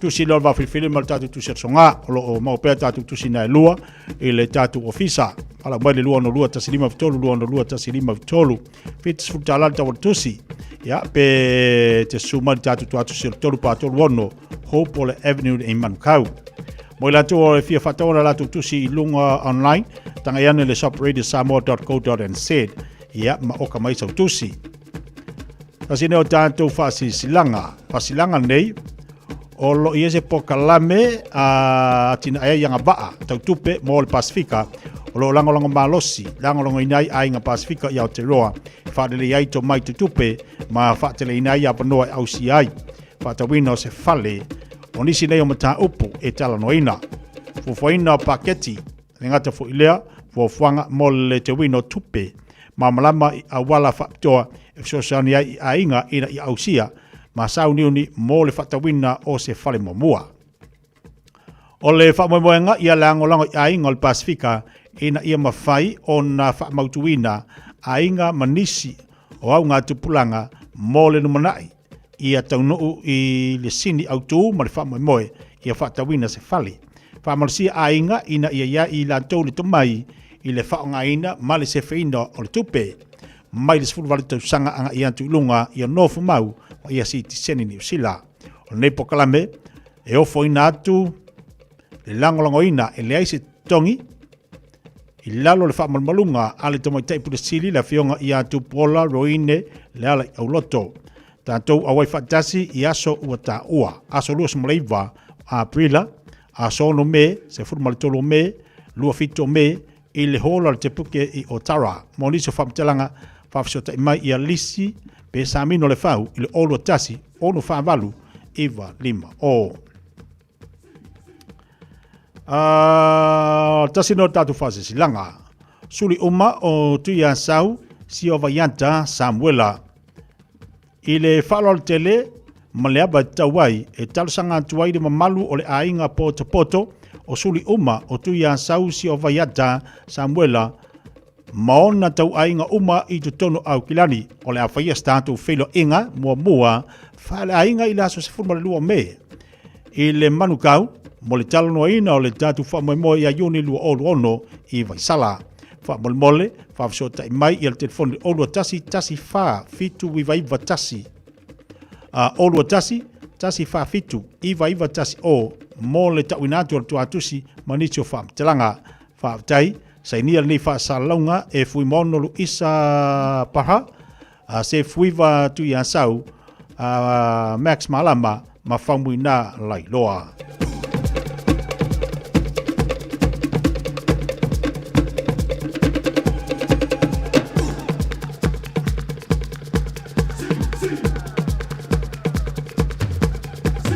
E tu malosi umu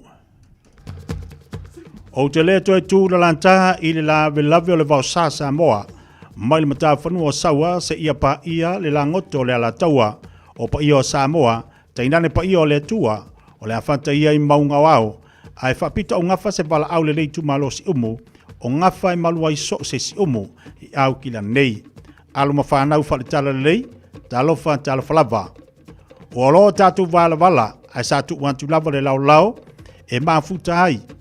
Ia mawhai se malolonga le nei la o le a tatu o antu i le masina i lima ua tauloa o na tatu mafuta e le mawhai o na ngalo a fia i se ona vao. O lo i mai pea tu lo le tusi tal sanga ale kalesia ale ir Peter Worship Center se omo e fausia le malu tāpuai le sunga i atu lama maungatai pa ia la balea i le a fia o tama o le fale i a te o matuia le matua mausole I alalatai ia safuiane mafaleata. Lau fitalainga lutui manga mau sa alo malengata iala paletua ia Fiafia lelei. Fiafia lelei siu fatatau ione faifi au lango o mano yoelu fata si amani paletua ia muri auma tupola I tula. O lupe umanei e tolu mai le fui muri vai mamaoto tofinga. Tama whanau si umu, fina ngalo malilihia le tātou tu malo, e Fiafia si tātou fono I la solua, le masina e lima I le lawa o tu tulapou, se fulma le lima Emirate Avenue I Mangele, le tula e lima I le Fiafi. Tātou tā pena se mea manaia, a wā uti tāli tonu, o le toi tā lava, e maua iloa le whao, tulou. E le toi iai se isimea, tātou pusa...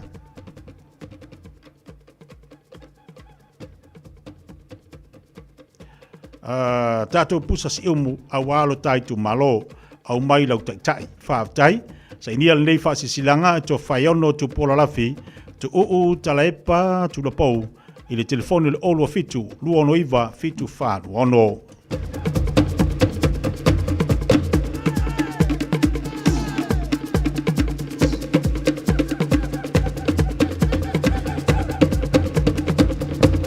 Ya, baba ia tuna paulao tatu fasisilanga na lu tonu mai ia ile nei vanga le le mfa tu datu mo fa fonga tatu wa tno ile tebela wati le ua luas fulma fa minute ua te nei ia le tu le tasi malo la nga lu malo fa malo si tatu wa tno tal tonu lo manuia pe tu te manga luenga ai mai se fo tapo inga ne tatu te mam tira matua le lo mafuta mai mota malawa fa malo tu lava ia te tolo sai malo foi lava pale la tolo tape na tubo nga luenga lan tolo fia fi se pa este mil pona nei fa malo lo si mo sai suinga le tau fa si malo lu mani le tau le ole fa si mafatfana ai a o lo le fiafi fa solo atu le po al watu le vaveo tai mi fa ngata le na mo tanto ai na te lo le metona fa le o la e fa mafatfana le lo chino ai te le watu a wanga luenga ole si fi le fiafi fa solo atu le po pa vi fianga musica si fi floy mo tatu watu no Luas 5 minuto te nele tulai tasi.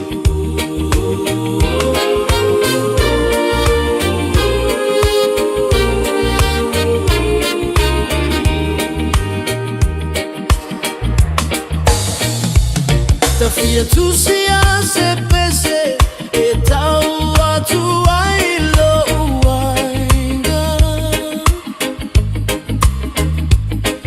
o so o se gangana ia tunu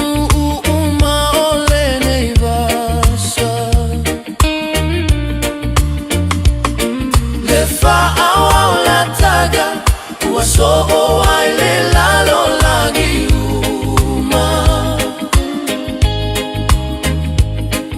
ia fa amalolo si wala tamai le sitianga feta la Yesu I auto tu mau ile fe alofani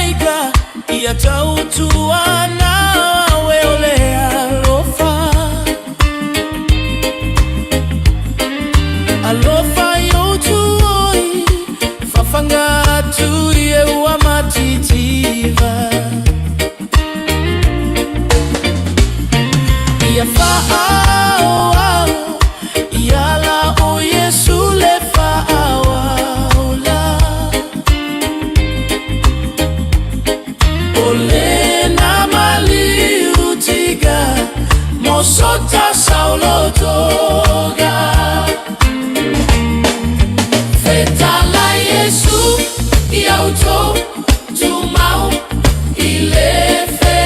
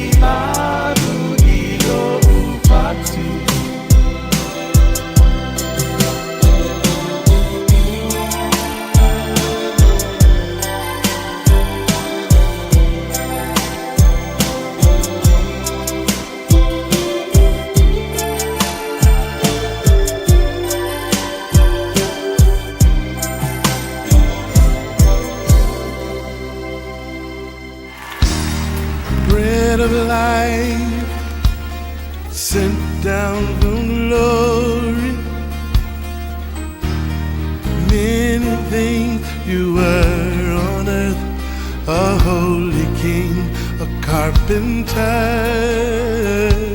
but you are the living word. Say it now. Come on.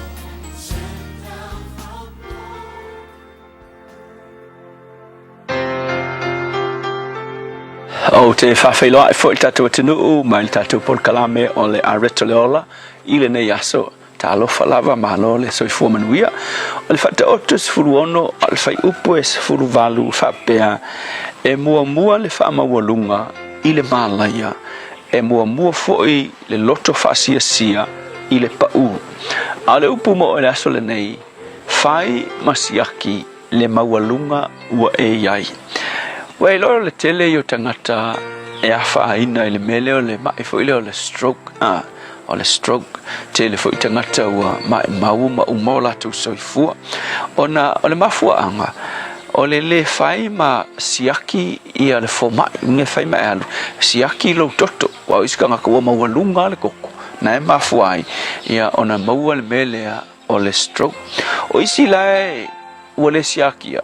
Ai ke ia e palasi fafose I we falo tangata fo e ma faia fe awas ka mai ke ia wo uma fafose ai mafu mai ia o le stroke wa mawalunga ia le toto ai ke lona le me mali e fa pena uma lava ia le mele o le loto fa mawalunga a fa pe fai male kango o siaki fai sau siaki le loko fa mawalunga ia o le me kupu e ke le iloa o e fa mawalunga e ke ia ilo pakaku o fai mai kala kuspaia e lei ma se ke ia o malaia e a ngoa ma le whaamawalunga o le whaamawalunga o le tasi lea fai tutoa o le tele o tangata e wha lumaina mo kala ngar kuspaia e mua le whaamawalunga e muli mai ia le melea o le whaamawalaloinga e mafuala o le ai o se siaki e ke whaia al fasili whaafeonga siaki lo whaamawalunga kai pe yo siaki foi lo ko fa pena fo ona mo mia ona siaki lo fa mawalunga fa fela nga siaki e siaki nga e ala lea I lo ma fa lo roto o I lo o langa ma fa ko inga o langa le lifestyle nga ki o lai ia mai tango e fua le ko inga o langa le na te o lai ma lo ma fa I le fionga ale tu ma ko la fionga ale tu fe mai e fa mai nai o ai fai kaule upole tua su la fionga le tua ke fa longo kwa o le fa ata o ngai ke kilo ia ma e lo ko I lo wolang a sole wale anga fai a lo wolang pe a fai ma fai tau le fionga pa ia ale tua a ele fai ke ia lo pakaku ua ova lo fa mawalunga fai mai tala le tasi tanga tailonga le tasi fai fe au longa lava ingoa ia Dr. Shula ina ua fasiri ia ile si tangata fai fai news le me tele na fai na kerisiano a fai mai lana tala o le lu tau ta tele e a fai na kerisiano o le melea o le fai aina ona fa mawalunga le o lona loto o isi tangata sa loto mawalalo lava ilato ai inga ua fai aina ele tua o nga wha mawalunga le o le loto so le upu fo ila mo oil nge yaso ia a kongu sa e wha mawalalo lava I aso sa whai ngofia nga e fiso ta I tangata uma a le mea wakupu ua whai nga ka nga e fiso ka sila nga whai longa e te ilo ai ua a maka nga e wha mawalunga ua e le fia fiso ta I tangata sa masangi o nga e fiso ka iai o nga we mga kuifu ua e le koe whapenga ua si kia o ilunga a vai o le upu mo o ilaso le nei whai masiaki lo whaamawalunga siaki ngei awa ale siaki lo whaamawalunga e ke le iloa e ke ia I lo pakaku le tua whawhitai o awa fionga e kai peia o le fua vivela le e fua ai lo mako kulanga o iai pe ua mawalunga tele I mātou a o maila o fionga ina I mātou iloa o na maua le loto mawalalo whapei o Yesu whawhitai Yesu Amen.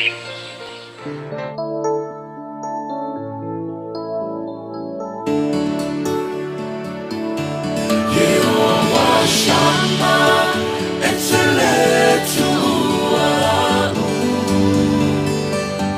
Jehovah Shalom, le tuo lo fi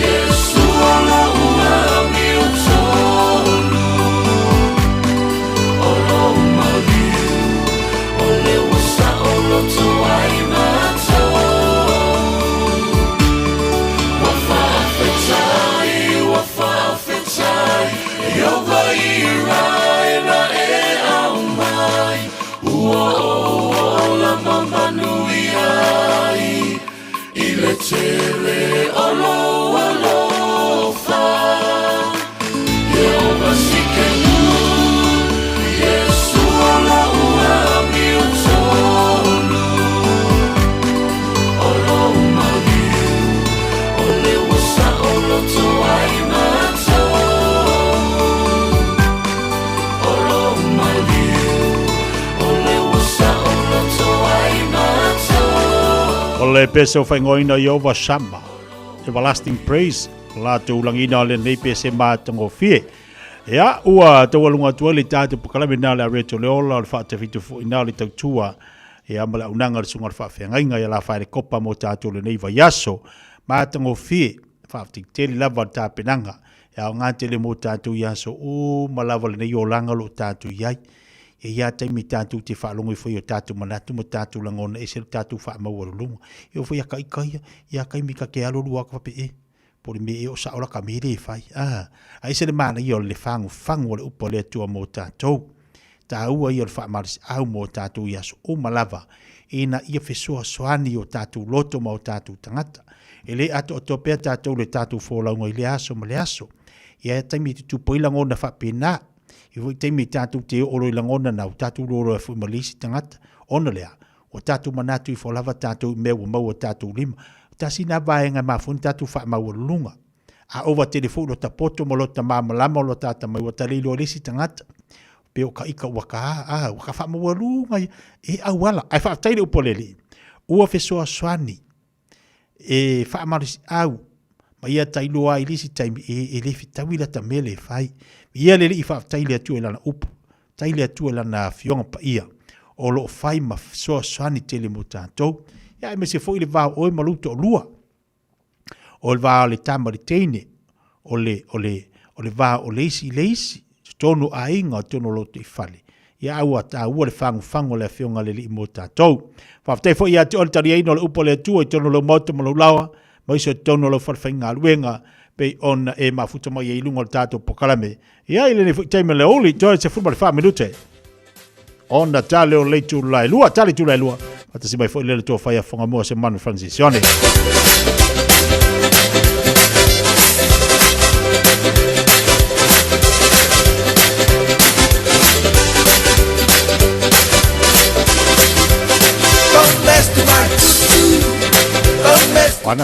Ana nafi.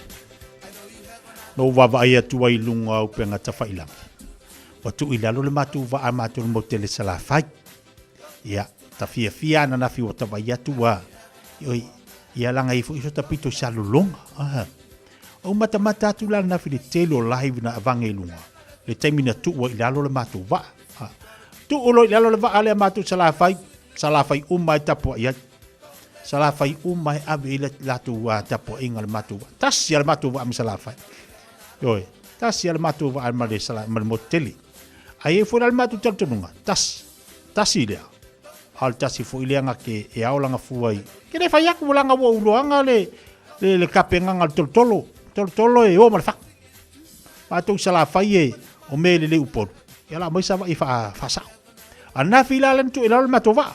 Tu ila le matu al matu mai le moteli sala fai fa malo tu ile au vai mas le kapteni ia fa pe foi ia la fianga o sala longa ia iona pitonu tektas ona o le tapinanga o le sam tasi mal moteli sala fai le la alo atu i falanga maya le la tapenatu i tu unga o le tai mal tu ona tau la ila so i mo ia un ka fa longo nga ile la le yo amboa oi foi si vai pianga le pau ia ngau va ka falongo ko ia maku sa vai tere lo pe si vi va amatu sa vai inta falongo longo ina vai temi ia ai o le fatu atu e fa o le matu masala fai ia tapo ia nel tatu va le wilalu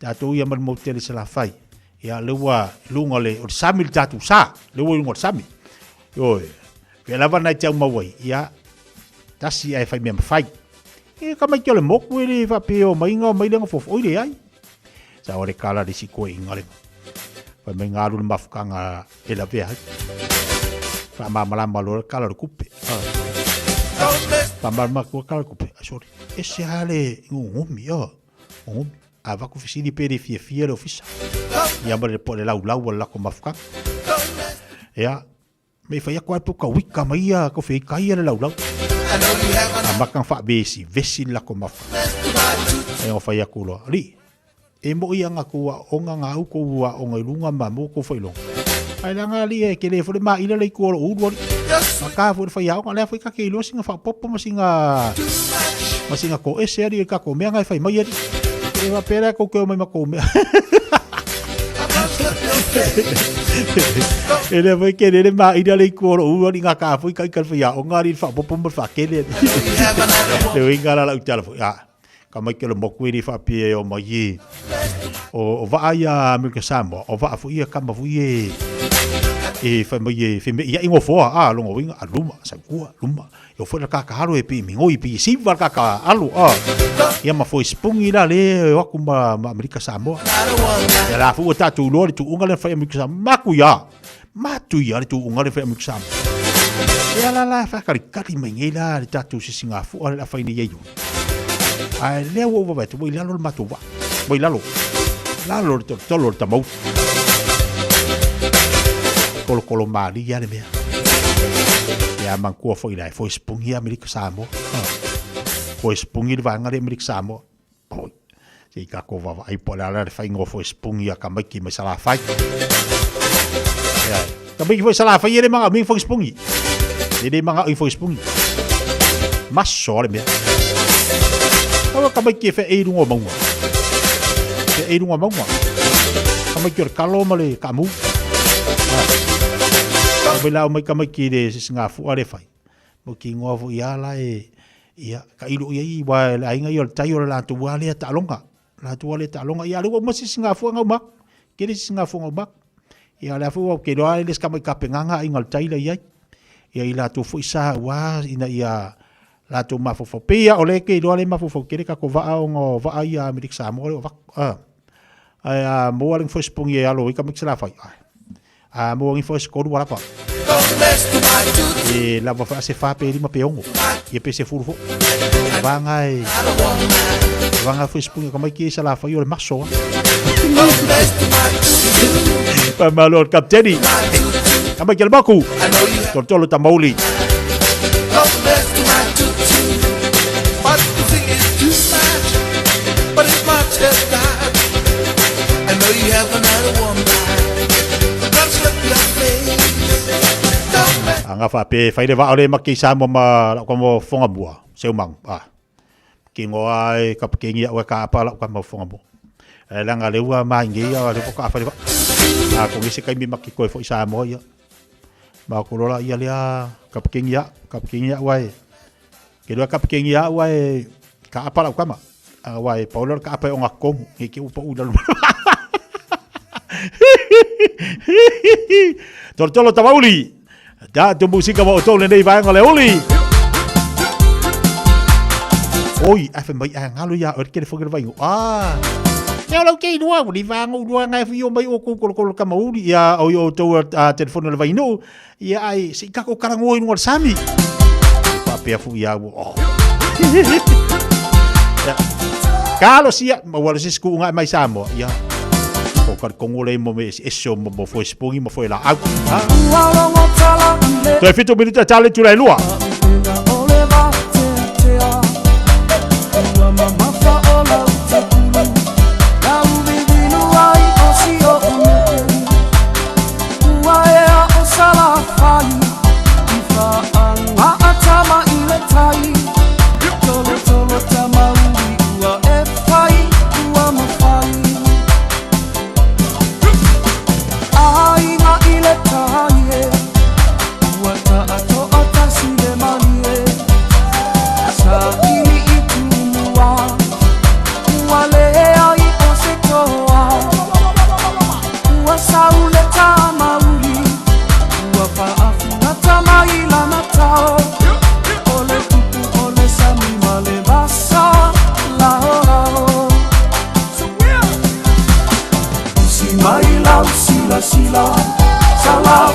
Ya, ua te 5 minuta tale o leitu la lua to walunga to ile se tau tua masa unanga mo malo tatu wa tunu. Io ia ai fa malo atu. Ia fa malo atu foi mani ai wa pelo ta pena mai ia safu ia po va le ai ngol Thailand to. Ia ai pe ia u fa ko ka mai ki kolo ka mauri mai tu sala fai le o ta pena atu.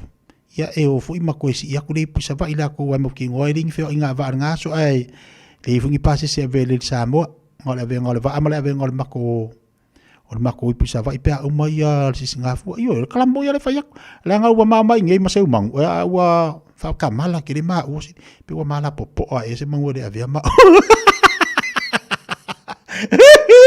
Tatu fitau la sa tayo lo fole tua awa le ngali atu ai pokala masani la sa tayo tatu tu ma futai fo ile o dio to mafta ngamal to fa ya fonga mo lo fat smai yo ale upule na mal ta ya fui da curioso mai fa pe oka o ko si di musia lufa alo va tu sa mo la tu no pele fa mangalo se lo to ona titia se leo le tau tamari la fa fonga asu tu vai maru engalo finalo malo tu lo titi fa tama te malu a te mo si manat mo langona mo le tatu tu le asa ta yao tatu filo ile lo fo li se fo mai manuia